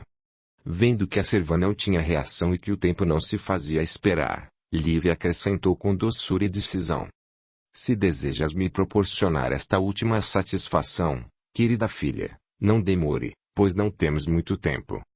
Sem poder negar à sua benfeitora esta solicitação amorosa, ambas dirigiram-se para um desvão existente no ambiente, algo afastado das vistas dos circunstantes e, num procedimento rápido e simples, trocaram a toga e a túnica, espécie de traje superficial que se colocava sobre a intrincada vestimenta comum daquele período, transferindo Lívia para a serva todos os atavios que mantinha junto ao corpo, como algumas joias de uso diário, fixando na toga os broches que adornavam, retirando os anéis e um bracelete para entregá-los a Ana. Reteve consigo apenas o colar com efígie do marido, espécie de camafeu com o perfil do senador em relevo e que lhe fora presente do esposo quando do dia de sua união, há muitos anos. Desejava morrer por amor ao Cristo, carregando no peito o símbolo do seu amor por Públio como se quisesse levá-lo consigo para um outro mundo onde a verdade não feria nem fazia chorar. O dia amanheceu e a antiga senhora não diferenciava das humildes mulheres que haviam sido detidas na noite anterior, enquanto que a serva, envolvida pela toga da nobreza, passava perfeitamente por uma matrona romana, envolvida por imponente nobreza. As horas passavam lentamente, enquanto que homens e mulheres, restabelecidos à claridade solar de um novo dia, buscavam aproximar-se ainda mais, através de cânticos e exortações com as quais se fortaleciam uns aos outros. Ali estavam João e Lívia, entre os que se mantinham intensamente ligados ao objetivo maior daquela hora. Ao lado deles, o mundo espiritual também se fazia sentir pelas forças suaves que emitiam, enquanto que cânticos de glória eram entoados naquelas salas de tortura pelos prepostos de Jesus a fim de manter a atmosfera espiritual saturada de forças de pureza e poder adequadas ao momento de heroísmo a que se submeteriam todos os que ali se achavam. Enquanto isso se passava na prisão, em sua casa Públio se perdia nas preocupações com a arrumação e os preparativos para o grande dia de homenagens públicas de que seria objeto, inteirando-se da ausência de Lívia apenas altas horas da manhã, pela chegada da filha Flávia à procura da mãe. Ora, filha, pensava eu que Lívia tivesse ficado em sua casa com Ana, passando a noite por lá, afirmou o senador, já um pouco surpreso e demonstrando alguma aflição. Era a primeira vez que Lívia tinha passado a noite fora do lar sem ter deixado qualquer aviso. Vendo-lhe a angústia contida, Flávia procurou acalmá-lo já que sabia dos planos do pai para a reconciliação naquele mesmo dia, afirmando: vai, agora, meu pai. Os escravos o aguardam e a cerimônia não pode ser atrasada por sua ausência. Eu mesmo irei em busca de mamãe para que, ao final da tarde, quando de sua chegada, possamos estar os três reunidos aqui para os abraços da reconciliação definitiva. Um pouco asserenado e porque era empurrado para frente pela força dos compromissos assumidos como o mundo, Públio não fez mais do que se deixar conduzir até o Senado, sem conseguir extrair do peito a ponta espinhosa da preocupação com aquela ausência inusitada e estranha. Flávia também estava apreensiva, como se entrevisse, como o genitor, as escuras nuvens que se acumulavam sobre suas cabeças e que desabariam em dolorosa tempestade daí a algumas horas.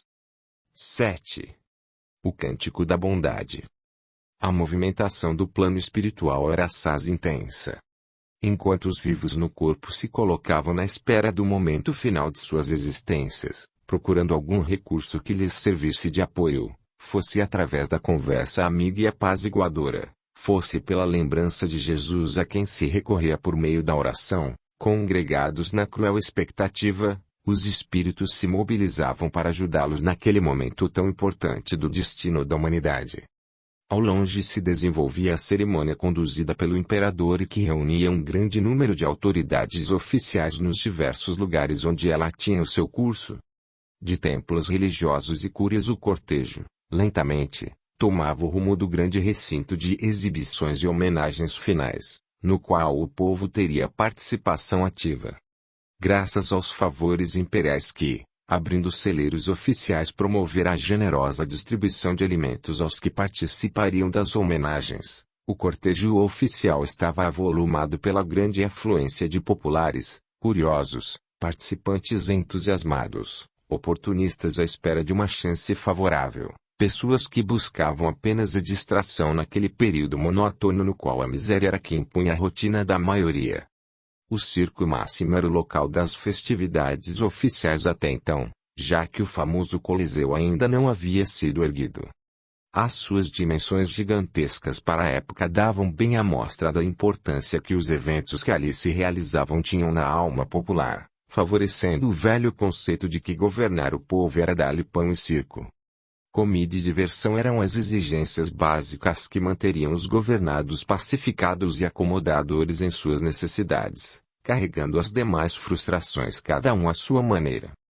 Depois, então, dos inúmeros discursos e cerimônias, finalmente o grande cortejo deu entrada ao ambiente de festas suntuosas no qual, sob o comando do imperador ensandecido, as exibições artísticas de gosto duvidoso, as lutas entre gladiadores, as corridas e danças iriam dar o tom considerado alegre e popular das homenagens aos mais antigos senadores do Império.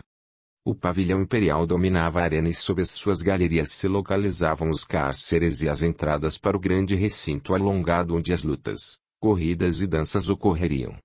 Envolvido pelas honrarias e pelas reverências, os senadores, na sua maioria, estavam sintonizados com cada etapa da cerimônia a fim de bem guardá-la na acústica da alma nas recordações naturais que o orgulho precisa para manter-se brilhante e ativo perante si mesmo. Dessa maneira, o próprio senador Públio Lentulus se havia deixado envolver pela condição de grande importância que os poderes transitórios lhe outorgavam, desconectando-se com todas as demais circunstâncias ou preocupações que não fossem as ligadas ao ato em que se inseria como um dos laureados. No seu mais profundo sentimento, no entanto, alguma coisa o incomodava sem que ele deixasse o seu idílio momentâneo para avaliar o que pudesse ser. Um leve aperto interior o feria, mas sua mente estava voltada para cada lance e cada ritual. A chegada de todos à sua acomodação junto ao pavilhão imperial facultou aos integrantes oficiais uma certa descontração, o que permitiu que, em seu espírito, a angústia interior de Públio se fizesse mais forte. Atribuía, no entanto, a ansiedade de regressar a casa e reencontrar-se com a Lívia para desfazer o longo e pedregoso trajeto de indiferença e injustiça que ele próprio impusera por longos anos. Nas masmorras, o movimento produzia uma intensa agitação no ambiente, pois a organização de toda a festa se concentrava ali, de onde se orquestrava a sucessão das apresentações. Já está tudo acertado, Cláudio? Perguntou Cornélio ao subordinado que com ele era responsável pelo desfecho final da apresentação, para o qual se reservava o mais dramático dos quadros. Sim, tudo preparado. Quando chegar a hora, todos serão colocados na arena para o prazer dos presentes e homenagem aos importantes, respondeu Cláudio, ironizando com a tragédia. Ótimo. No entanto, não se esqueça de retirar aquela mulher, pois não desejamos problemas com a morte de gente poderosa por nossa culpa. Como isso deve ser feito? Já não seria bom libertá-la agora que a cerimônia mal começou, para que possa retirar-se. Creio que é melhor deixar para o final, pois saindo antes poderia nos causar problemas maiores, levando ao conhecimento de autoridades a sua prisão ilegal, o que nos suscitaria dissabores. Faremos assim. Quando todos os presos forem encaminhados para o fim, você organiza uma fila e a deixa por último. Depois que todos entrarem, nós a retiramos da masmorra e a colocamos na rua para que possa ir embora. Eu acho que com isso resolvemos o problema e não criamos dificuldades para nós mesmos, respondeu Cláudio, concordando com Cornélio. Assim, as horas da tarde passaram entre os efeitos feéricos de apresentações ornamentadas e brilhantes, lutas violentas entre os que para isso eram treinados, jogos e disputas atléticas, no aguardo da hora crucial em que o povo poderia, com mais intensidade, sentir os delírios do imperador e agregar-se a eles com a sua participação e conivência. No plano do mundo invisível, porém, uma grande multidão de espíritos se reunia na atmosfera vibratória daquele que seria o primeiro marco do sacrifício coletivo pela nova causa, que transformaria o mundo romano e se espalharia por toda a terra. Se havia uma grande quantidade de povo alucinado enchendo as posições das galerias ao ar livre ao mesmo tempo em que um volume tão grande de espíritos necessitados se reunia no mesmo local para participar das loucuras e delirar com os prazeres euforizantes, os espíritos enobrecidos que dirigiam os destinos da humanidade com amor e intenso carinho, começavam a modificar o cenário geral. Como se um grande tecido fluídico, composto de energias sutis e balsamizantes foi lançado sobre todo o recinto físico da imensa arena, abarcando não só os bancos de pedra que continham, quando plenamente ocupados, mais de 300.000 pessoas, mas também a todas as entidades que lhes acompanhavam as emoções em desequilíbrio,